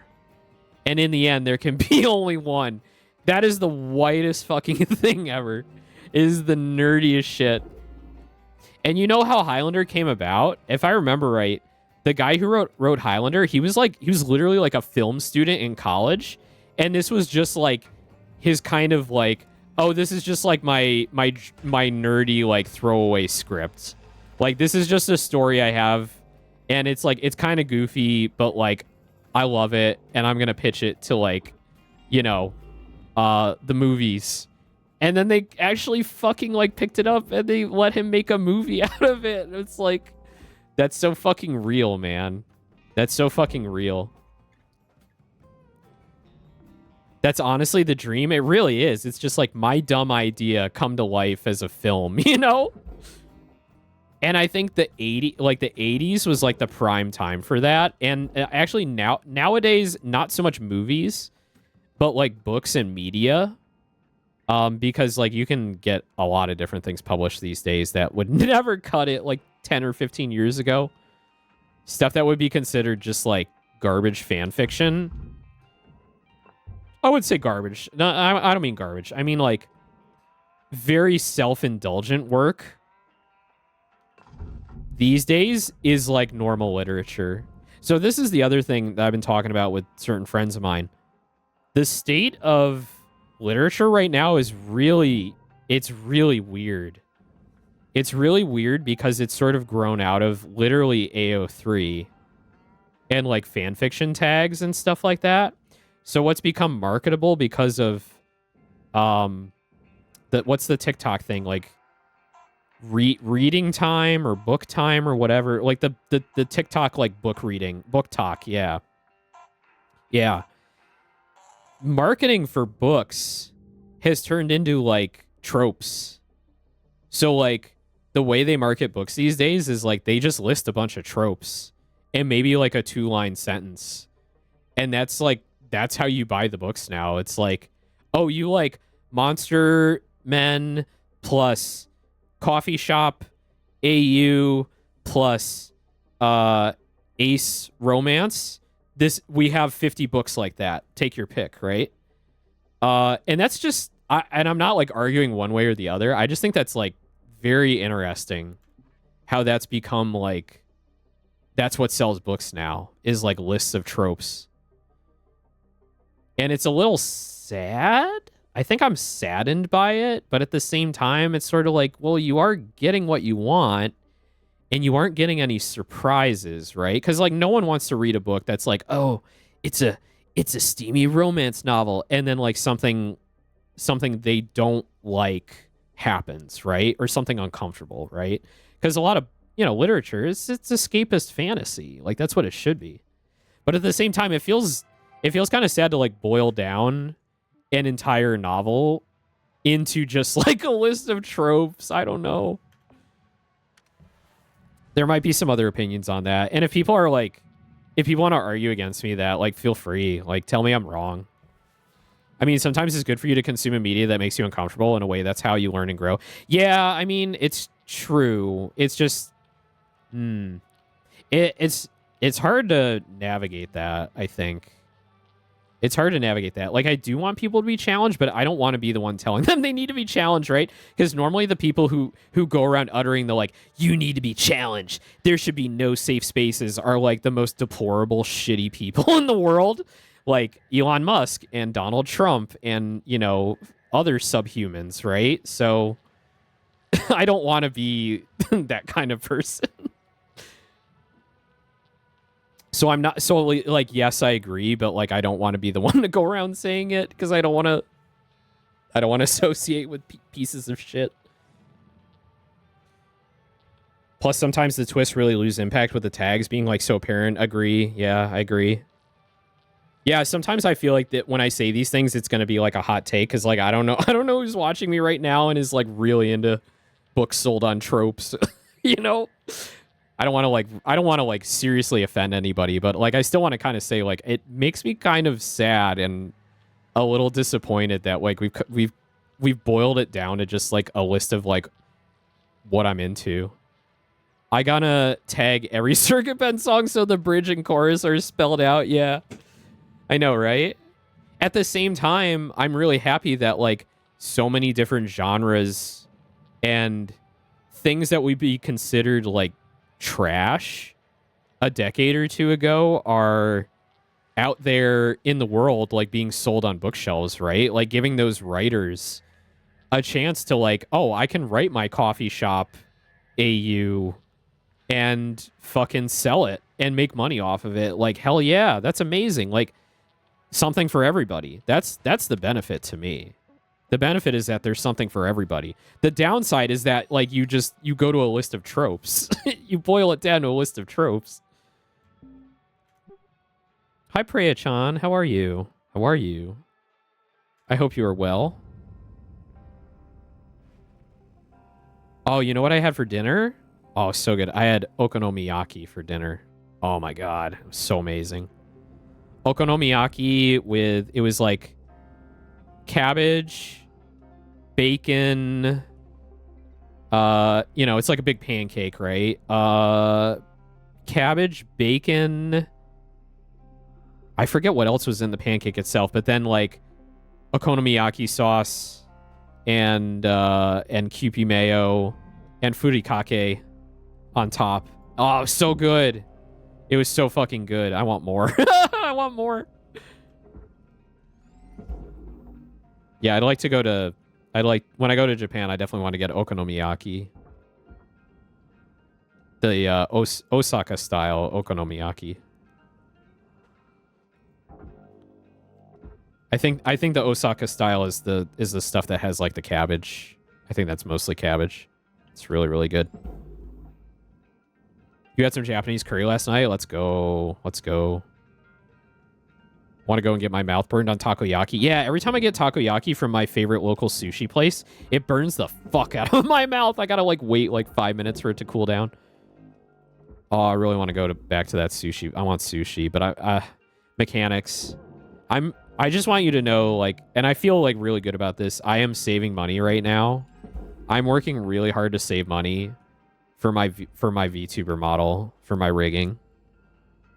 So you're probably not going to see like a lot of like art commissions and new projects out of me, and I feel bad about that because like I really do want to spend more money on like artists and creative stuff. Well, I'm still going to do creative stuff, so I'm going to spend some time getting OBS in order and fixing Sammy so that doesn't crash when I do the cool like redeems and stuff. So I am going to be working on that, and I promise you like there'll be some fun stuff there. But I am really trying hard to save money in the next few months so that I can afford my rigging costs, because it's a chunk of change, and I really need to save. So I'm working hard. I love takoyaki, but that's what gives me food. What gave me food poisoning recently? No. So I'm steering away from it now. No. That's so painful, Toga. That's so painful. I got food poisoning from either shrimp or some yellowtail sashimi last week. Ugh. Thankfully, I've not gotten sick on fish yet or seafood. I probably will one day because I do eat it often enough. And it's usually raw, always, almost always. I'm sorry for that. So my big food, wow, brain. My big food poisoning adventure was when I was 11 or 12. We had a New Year's party at my aunt and uncle's. And my aunt made like these amazing mini like cheesecakes. So it was like a ton of little cheesecakes. They were all like different flavors and different decorations and stuff. And they were like fine. They looked fine. They tasted fine. They were cooked and everything. Like everything was fine. The next 2 days, my mother and I had such bad food poisoning. We were like dry heaving for like 2 days straight. It was so painful. My stomach was fucked so bad. And I really think it was the cheesecake. We ate a lot of stuff, but I think it was the cheesecake. And I have never been able to eat cheesecake since. I try it probably like a couple times a year. Like a friend of mine will bring like a little bit of cheesecake from like Cheesecake Factory or like some bakery nearby. And I'll try it and I'll go, nope, I still can't do it. Like I still get that queasy feeling in my stomach after I eat it. And I'm just like, damn it. It really sucks because cheesecake is amazing. It is amazing. Feels bad, man. My mom got food poisoning from shrimp like 30 years ago and it still puts her off a little now. Yeah. I'm sure most of it's like it's all a mental block, right? And it's like your brain has like hard solidified that thing as like, nope, that's poison. You don't eat that. She had a slight vibe of I told you so last week, Lamau.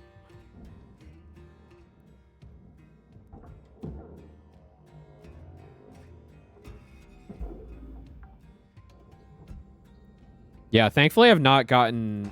I think I've gotten food poisoning a couple times since, but it wasn't like as bad. Never as bad as that, as the cheesecake stuff. That was so bad. I still like cringe like thinking about it. How much pain I was in.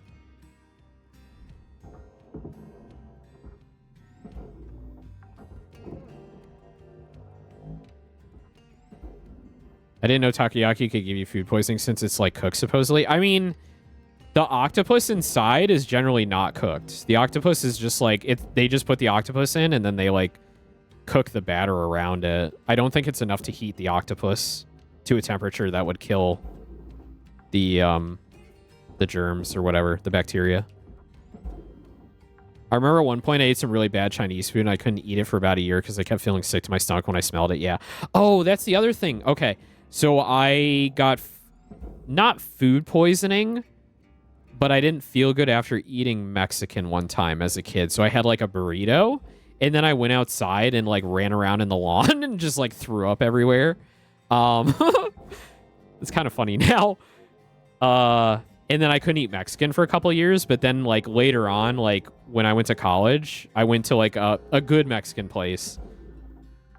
What do I mean good? Like not Taco Bell, like anywhere but Taco Bell, and got Mexican. And I was like, I think I got a quesadilla or something like really like beans, meat, and cheese, basically. And I was like, oh, this is fucking delicious. Okay, I've gotten over it.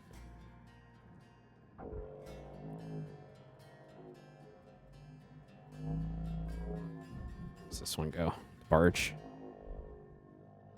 I remember I didn't get food poisoning then, but I did throw up a lot when I was like 6 because for some reason I decided to have chocolate milk mix and mayo together. I mean, that's pretty normal.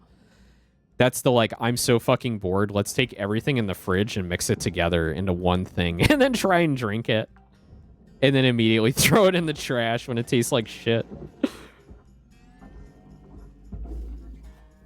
I remember being bored.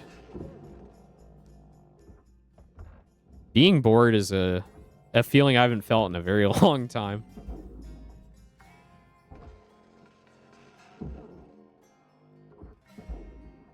I was just sitting there eating a spoonful of both at one time. Oh my god. Oh, so you're eating the chocolate milk and the mayonnaise. Okay. Like separate, but at the same time. I remember thinking caramel worked the same way as chocolate and poured that into a cup of milk.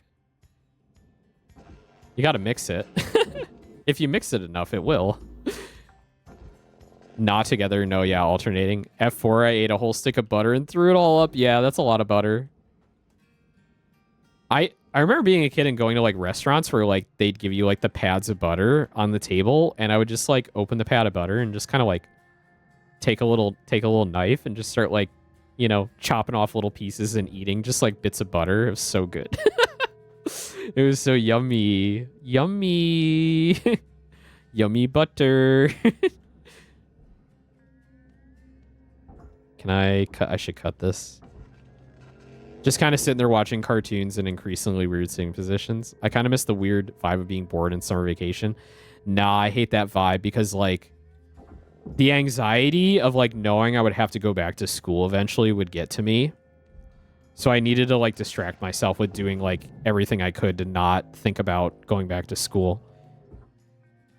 I feel like my anxieties my entire life have been around like just worrying about what's next. It's like you finally get to summer break and you're just like, yes, 3 months off or whatever the fuck, like 2.5 months off. And then like halfway through summer break, I go, oh my God, I have to go back to school in a month and a half. I'm so scared. I'm so scared. And it's just like, how do you deal with those anxieties? Medication. Medication. And therapy. Should have been medicated as a child for anxiety. I would just sit there upside down watching Teen Titans all day. Was it Teen Titans or Teen Titans Go? I remember, like, at a certain point, they just stopped showing Teen Titans because Teen Titans Go was more popular. Which was pretty unfortunate, because I think there's a lot of potential with the original Teen Titans, and they just kind of squandered it. I wasn't really into it because I was like a anime Like, anime is made by Japanese studios and American cartoons think they can be anime, but they're not anime. This Avatar shit, this isn't anime. This Teen Titans shit, this isn't anime, but they're like, they're trying to be like cutesy like anime because they knew it was popular. That's when I was a little hater. That's when I was in my like, I'm a nerd with opinions and you have to deal with them. The Final Fantasy 14 people that CLO hates. That's when I was in my most intolerable, insufferable era. Was when like Teen Titans and Avatar: The Last Airbender were on.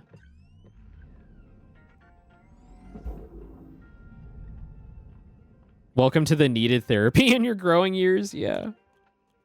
I remember waking up at like 5 to 6 a.m. turn on the Boomerang channel on cable to watch those old cartoons. Yeah.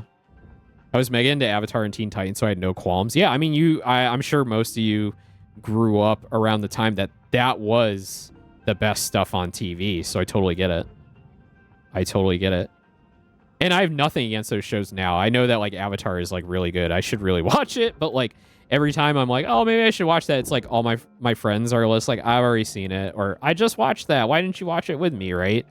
So I'll probably never get around to it, to be perfectly honest. Because I'm like not really in the mood for a super long show right now. The funniest shit is those shows never like pretended to be anime. So like from my perspective at the time, like the style of them was very anime adjacent. Like the style looked very much like we are Western shows trying to copy anime, but they're really their own thing. Like looking at them like from an objective lens now, they really are their own thing. They're similar in style. Yeah, I definitely think they were leaning into an anime style. And it's like, that's fine because that looks good, right? It looks good.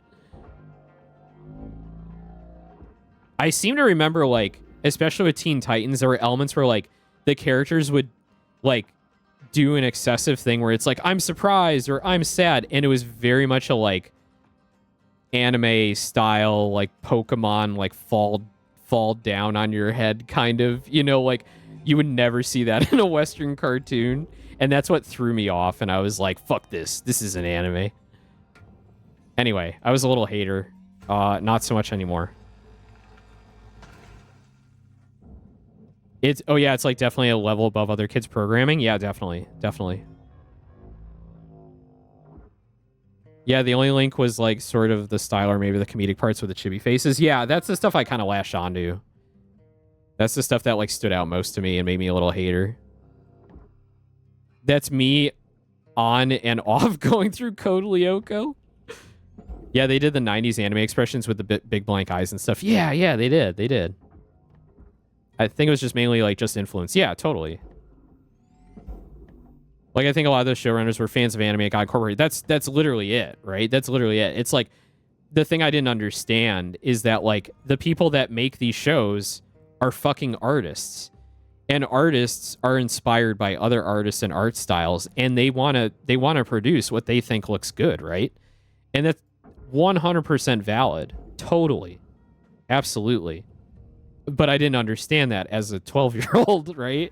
As a 12-year-old, I'm like, this isn't as good as my Japanese animes, right? Like, that's just the kind of culture I had at the time, right?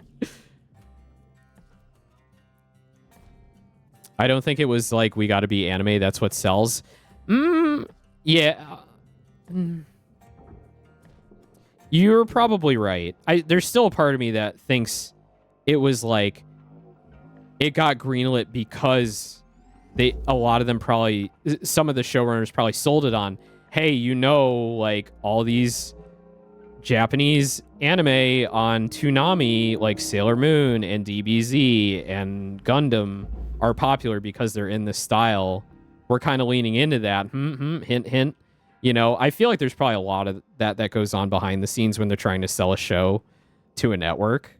But who knows? I have no idea. I only had my theorizing. I enjoyed a ton of the Western Cartoon Network shows. Absolutely. I was huge into the cartoon. So like Dexter's Lab, Powerpuff Girls, some of them were kind of gross, and I really wasn't into, like, Cow and Chicken. I didn't really care for Cow and Chicken. But I still watched it because it was on. What else was there? Johnny Bravo, of course. Johnny Bravo, all the cartoons, all the Gendy Tartakovsky shows, Samurai Jack. Samurai Jack was probably one of the last cartoons I watched before I started kind of like quote unquote like growing out of cartoons and then like being all in on anime.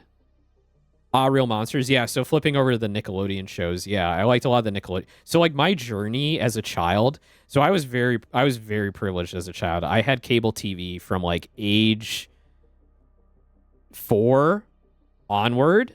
So like I grew up watching Disney Channel. When it was like literally like mostly Disney cartoons, old Disney films, and like reruns of the Mickey Mouse Club. So it was like very old school content, almost no like live action shows yet, because that's what Disney really turned into. It turned into like preteen and teen dramas and like comedies, like sitcoms, right? That's what ended up selling eventually.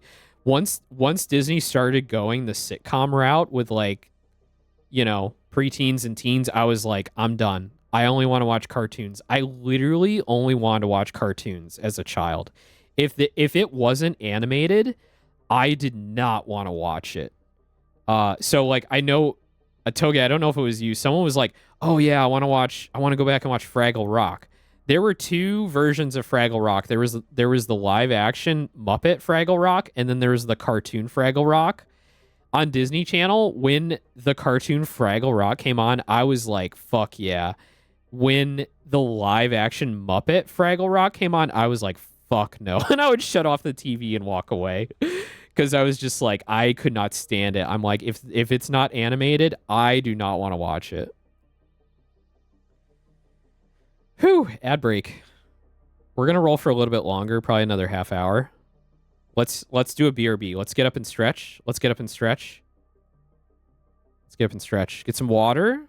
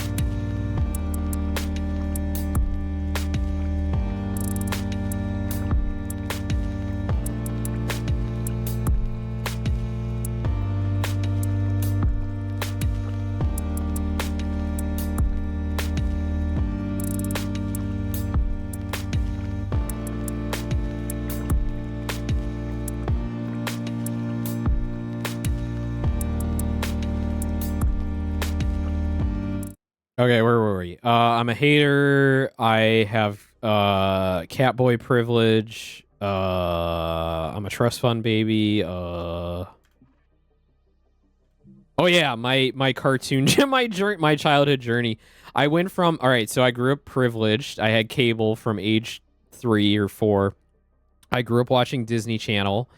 My mom would videotape the Disney movies with our VCR off of the Disney Channel, and I just fucking watched Disney movies all the time. It was fucking amazing.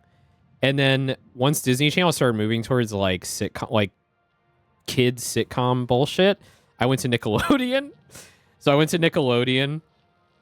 That was amazing. We had Rugrats, all the Klasky Chupo shows. We had Rugrats. We had fucking Real Monsters. Oh my god, I'm forgetting now. What else did we have? Holy shit. Real Monsters, Rugrats, Hey Arnold, which was like, to me, that's like a newer show after like Rugrats and the other stuff. Was Ren and Stimpy on Nickelodeon, or was that Cartoon Network? I feel like that was on Nickelodeon. And there was some other stuff. Yeah, so I was into Nickelodeon. Yeah, I was into Nickelodeon for a while. And I kind of liked some of the live action stuff on Nickelodeon. So Saturdays were garbage. So I think back in the day, the networks treated Saturday afternoons like no one is watching TV. Everyone is going outside and everyone is like doing something. So we're just going to program absolute trash on the Saturday afternoons. So like Saturday afternoons were just like Salute Your Shorts and The Adventures of Pete and Pete, which I actually liked. I really liked The Adventures of Pete and Pete. Man, these are fucking old shows now.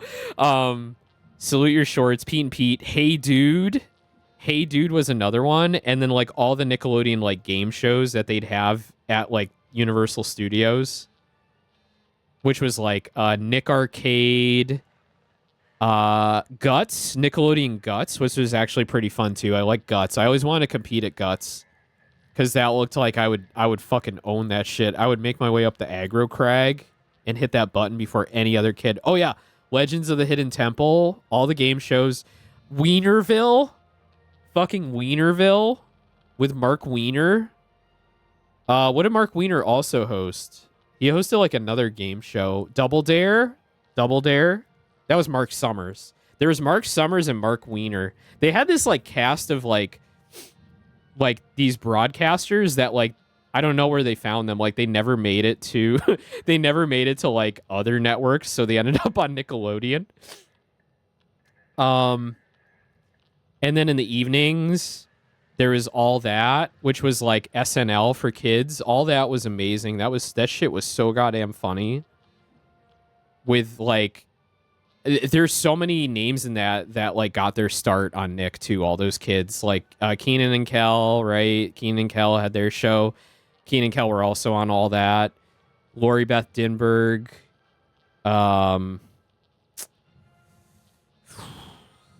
There were some other ones in there that are like big now. The Amanda Show. Yeah, the Amanda Show was a little bit later for me. Amanda Bynes. Yeah, Amanda Bynes. I think she was on All That before she got her own show. What's the Meaty show called? It's just Meaty? I don't know. The Meaty Show. Anyway, yeah, so like Nick had some amazing content. It had some really good broadcast. I think it had Keenan on it. And now Keenan Thompson literally is like one of the longest running cast members and writers for SNL. Like, what a Chad. Holy shit. And I think Kel has his own, like, talk show? Mr. Meaty, and never mind. Keenan isn't on it. Okay. We just remembered incorrectly. And there was like some other dudes. I'm trying so hard to remember the names. Anyway. So I watched like Nick for a few years. And then once that got stale, I went to Cartoon Network. I moved to Cartoon Network. And that's when you had like the cartoons, right? You had like Dexter's Lab, Powerpuff Girls, Johnny Bravo, Cow and Chicken, Courage the Cowardly Dog, which I know a lot of people like Courage. I was not I was not into that. I was not into that. It was just too weird for me. I didn't like the character designs. It was just weird. It had like weird horror elements that I think like if you're into horror as a kid, that was probably like your shit, right? That was probably your shit. I liked Courage himself, but I always felt bad for him because Eustace is just a fucking piece of shit. And I really didn't like Eustace. I'm like, I hate this. This is stupid. I hate this.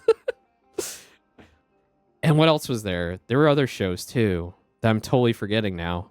Courage was interesting to me, and I always end up falling asleep. I mean, to be fair, like there are some like cultural touchstones in there that like I don't forget. Like, return the slab, return the slab, like that kind of shit, right?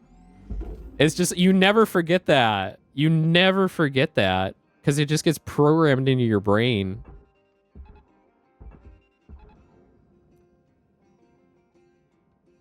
Naughty. Oh, that was the like the hotel guy with like the teeth. He's like a lampoon on like typical British dude or whatever. Yeah, man, that show was freaking weird. No, Fred, he came to visit. Oh, okay. I haven't seen it in so long. But yeah, out of all those, Dexter's Lab was my favorite. Dexter's Lab was my favorite. I was a little sci-fi kid. Very much a huge Star Wars fan as a kid. I watched the movies, the original trilogy, like almost every week, sometimes multiple times a week. Very big into like the extended universe novels. As a kid, like I was reading at like a high school level in elementary school just because I wanted to read Star Wars novels. So I read a lot of Star Wars novels. That's pretty much like all I read as a kid. Kind of like how kids these days, well, I don't know about any more of it. Kids a while ago were reading like the Warrior Cats series, and it's like that's all they read was like Warrior Cats. That was like me with Star Wars. That was me with Star Wars. I was like super into that. The Star Wars is also one of the reasons why I don't interact with fandoms anymore. Holy shit, what a toxic fan base that turned out to be. Dexter's Lab was so good. Yeah, it was. But yeah, and then I'd have to say, like, if I had to pick a number 2, it'd definitely be Powerpuff Girls. I think Powerpuff Girls really, like, through and through, probably one of the best cartoons ever made. Yeah, I'd say so. Somewhere in there, I got into SpongeBob, too. Like, the first couple seasons of SpongeBob, I really liked. I really, really liked. It was really good. I thought it was very, very funny. Mojo Jojo is my favorite character, yeah. It also, like, Powerpuff Girls also introduced, like, a lot of, like, American culture that, like, I didn't understand at the time, but, like, looking back was actually, like, really funny. Like, they did this whole bit where it's just like the villains got together and formed like the Beatles, which were the Beatles, and then they got broken up when Mojo Jojo got a Japanese girlfriend. And I had no idea what they were talking about. But then when I got to high school, I started listening to the Beatles. I was like, oh, okay, I get it now. It's pretty funny.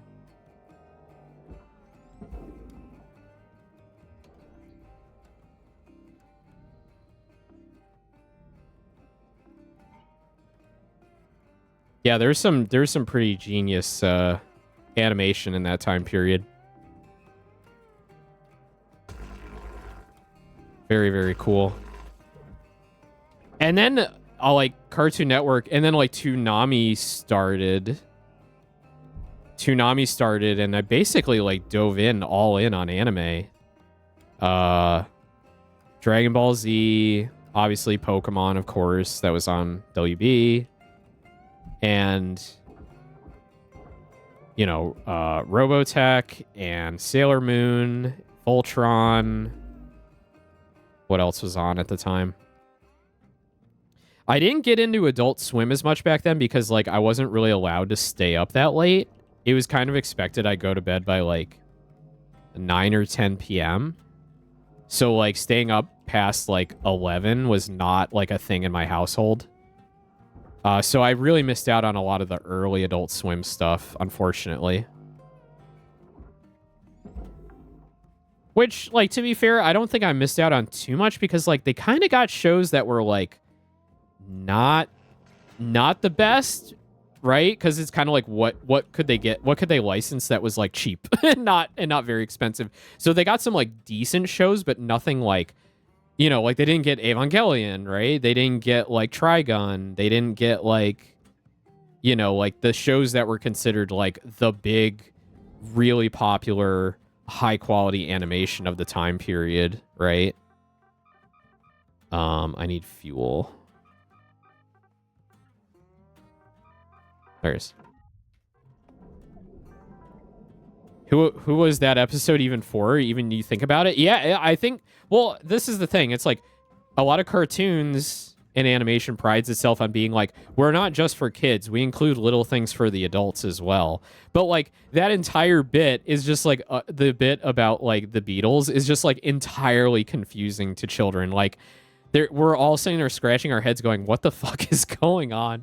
Meanwhile, the adults are like, oh my fucking God. It's like they get it, right? Like kids weren't going to get that. Yeah, Toonami for kids. I remember secretly staying up to watch Death Note as a kid. Oh my God, I remember getting traumatized when I first tuned into Adult Swim and watched an episode of Robot Chicken. I need to rewatch Robot Chicken because it's been so long. Yeah, Robot Chicken came out when I was in college. I watched a bit of that. But I think mostly I was still watching like a lot of anime at that time too. I was really interested in anime for the most part. I'm 23, yeah. Season 4. Am I just I mean, I'm just, Clearly I wasn't that old back then. No way. No way. My parents were super strict about what I watched. My mom banned me from watching the newer Mad TV when it was coming out. Dude, the Mad TV show was fucking hilarious. Oh my God. I watched like the first few episodes of that. It was so goddamn funny. Yeah, I went to college when I was 3 years old. I was fucking genius. It was for my age group too. Oh no. Mad Magazine, I don't know what it's like now, if it even exists anymore, but like the Mad magazines from like the 70s that my mom had, I would go visit my grandparents in Ohio like every summer, and she had like all of her old like comics and like Mad magazines still there, like in the basement. So I love just like going through like old Mad magazines and reading through them because they were so fucking funny. It was so goddamn funny. Dude, my mom didn't let me watch DBZ. Yeah, I mean, I get why parents, like, want to control those kinds of things.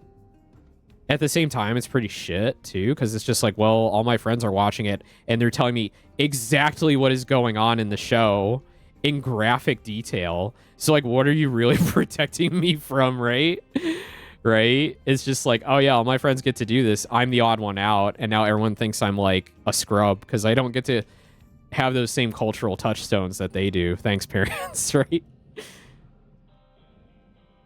But again, like, that's part of the reason, like, I don't want to have kids either, because I feel like I'd be an overbearing, controlling parent that would be like, you can do this, but not this, and I hate that shit, and I don't want to do that. I'm just like, no censorship. You can. I go in the opposite direction. I'd be like, yeah, you can do whatever you want, and then they'd end up like really fucked up.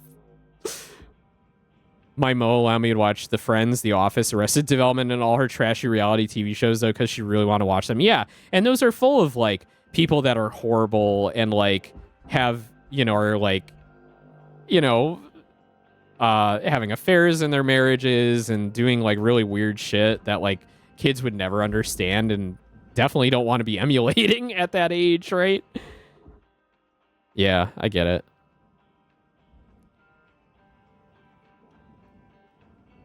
I knew Ross was a terrible person since I was 4 years old.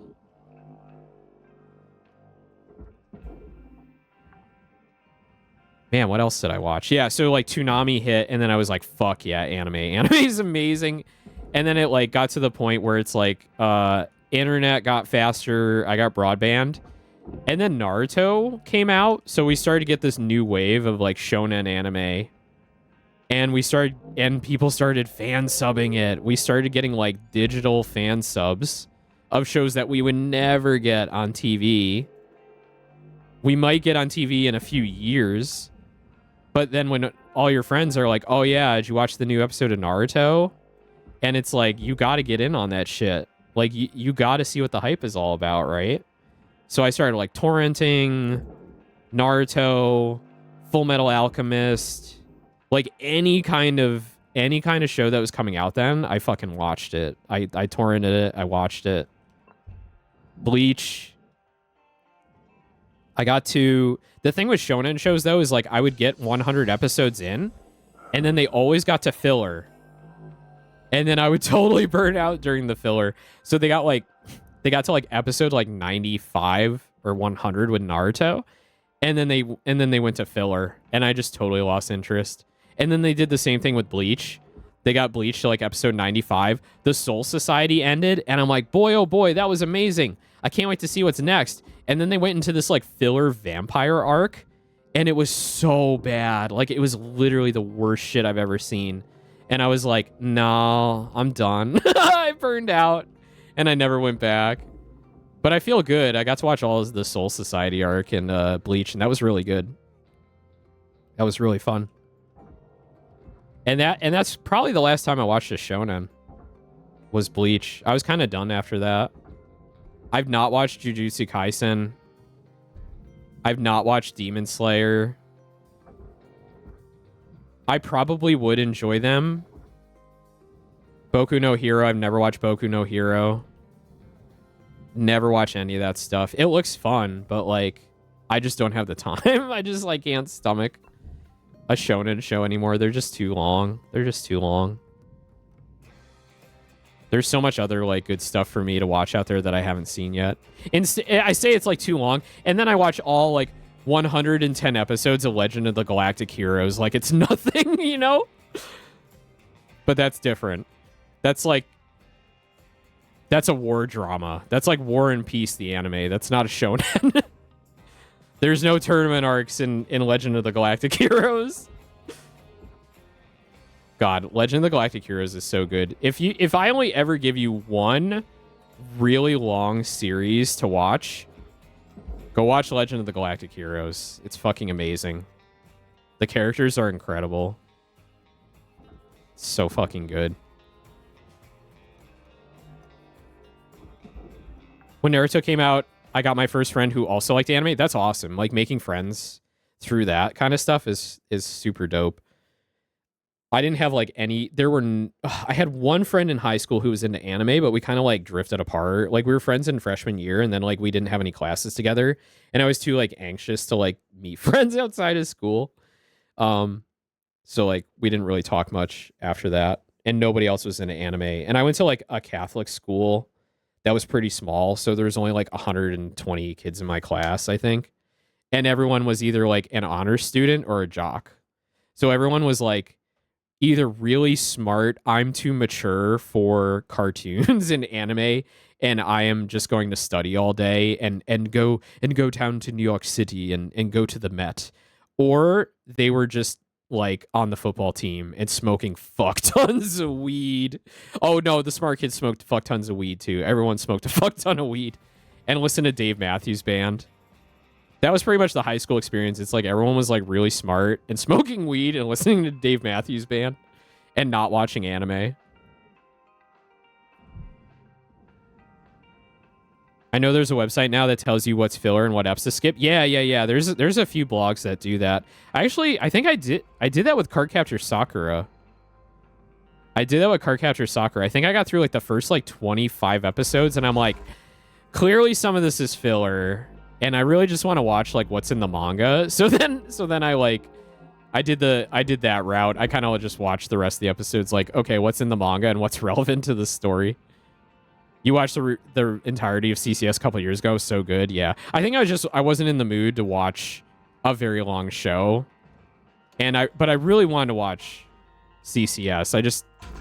I just wanted the story. I thought the story was really good. I still haven't watched Clear Card though because I'm scared it'll be bad. I have the manga. I have the first like 3 or 4 volumes of the manga. I haven't read it yet. I need to fully watch it. Yeah. Wait, let me go back. I'm missing stuff.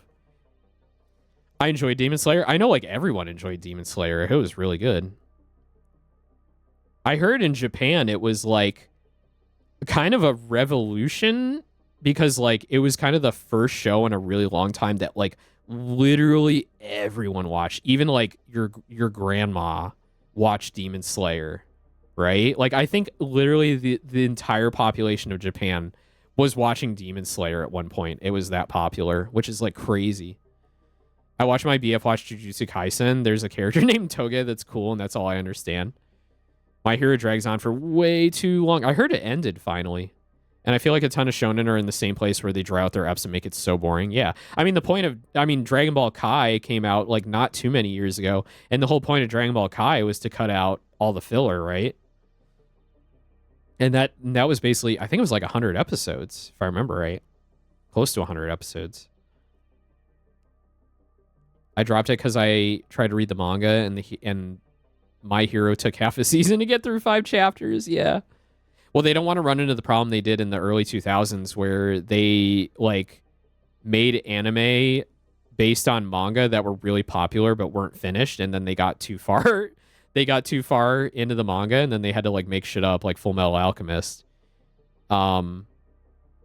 Because at that time, it's a really weird concept to me, but it was basically like, oh, we're making the anime to promote the manga, to promote like the magazine sales, which is like crazy to me, right? Like you think of anime and animation as like yeah, this is the peak, but in reality at that time they were using the anime to promote, you know, the merchandise and the manga and all that stuff, which is crazy. The Aron manga is so fucking good. So on my Amazon wish list, I have the entire Aron High School Host Club box set on there, and when it price drops down to like $75 like very regularly, which is like incredible because it comes out to be like $350 a volume or something like that, and I'm like, damn, I just really need to buy this. I really need to buy this and just read the whole thing. I have volume 1. I bought volume 1 a long time ago because I was really into the show, but I never went further because I was poor and didn't have any money. It's so fucking good. Yeah. I know people have like a different lens on it now because of like gender roles and things like that. But I just really enjoyed it for like what it was. It's really good. Really cute romance. I tried to watch Aron, but it was at 140p and I couldn't even read the subs because it was pixelated. Toga, are you a streaming anime? Are you a stream? I know there's an entire generation of anime fans now that like grew up watching streaming anime, which is like mind-boggling.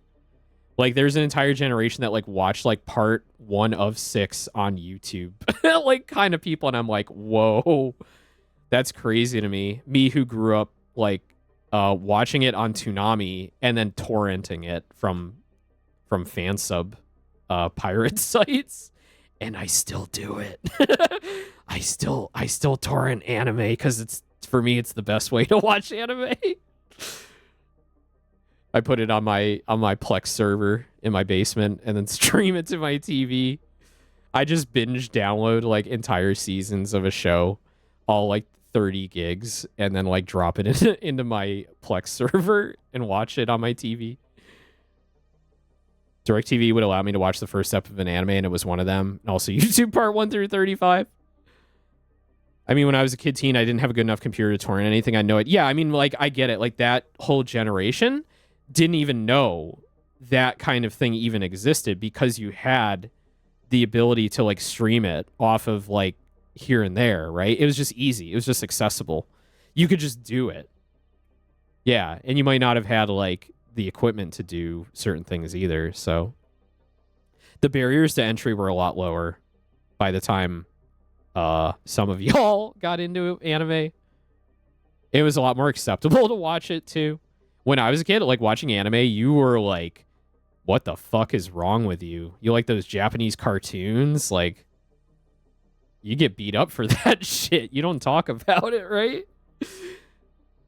Nowadays, it's like everybody's watching anime. It's crazy. To be fair, like you get beat up for playing video games too in certain groups at that time. It really boggles my mind. Like I saw the wave of like, oh, video games are mainstream now. Now, like kids growing up now, how could they even comprehend that? They're like, oh yeah, everyone plays games. My mom plays games. My grandparents play games. But then it was like, you play video games? Why aren't you outside playing football? Why aren't you playing football? You should be playing football. You should be getting tackled and getting your head beat into the dirt. Why aren't you playing football? I had no Wi-Fi until I was in high school, so only cable. Yeah. Oh, it was absolutely stuff I get bullied for in school. No. And playing any game that wasn't like FIFA. No. Yeah, it definitely depends on the region. It definitely depends on like the town you grew up in and the culture and the country and all that. It's crazy. It's crazy. My boss, I don't know if I told this on stream already. I was talking to my boss the other day, and her daughter is like going into high school. And apparently like it's a thing at the daughter's high school. Like it's in a very affluent area. And they were telling the daughter like, oh yeah, you can ride your bike because the high school is only like a mile and a half away. You could just ride your bike to school. And she's like, no, mom, like I can't ride my bike. And they're like, why not? And they're like, I need an electric scooter. And they're like, what? We're not buying you an electric scooter. You got a bike. And she's like, no, mom, like all my friends, they all have electric scooters. And if you ride a bike into school, like you just get bullied to fuck and like ousted from like, you know, the social norms. So like it was back and forth for a while. Eventually they just fucking bought her the electric scooter because, you know, you don't want to see your daughter get like fucking bullied for stupid reasons, right? I mean, it's like, it's about survival. It really is about survival when you're in school. It's so fucked up. Anyway, that's just like crazy to me. That like that's like expected. it's expected. It's expected that you have an electric scooter to get yourself to school. It's like, what the fuck? Crazy. Ugh. Sheesh. I've been doing nothing but talking for like 2.5 hours. Mechanics, you've been good with the topics tonight. It's been getting me going. I got animated.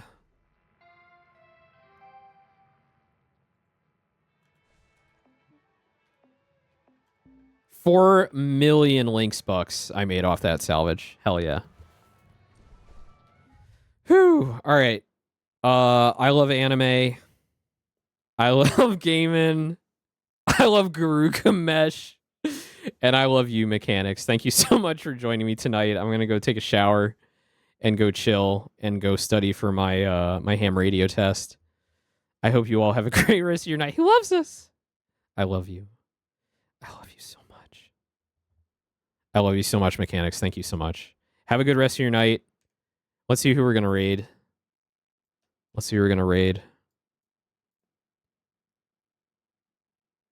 We got Dee Dee. Dee Dee's been feeling a bit down lately. I want to go give her a Sparkly Race Cat raid. Dee Dee 50 is a fellow racing tuber, and they're a very good person, and I think you should go. Just say hi, and if you gotta go, you gotta go. I'm gonna raid and run, so let's go raid Dee Dee. Just say hi, give her a Sparkly Race Cat raid. All right, have a good night, everybody. Bye bye. Where's my ending screen? I gotta call it something different. There we go.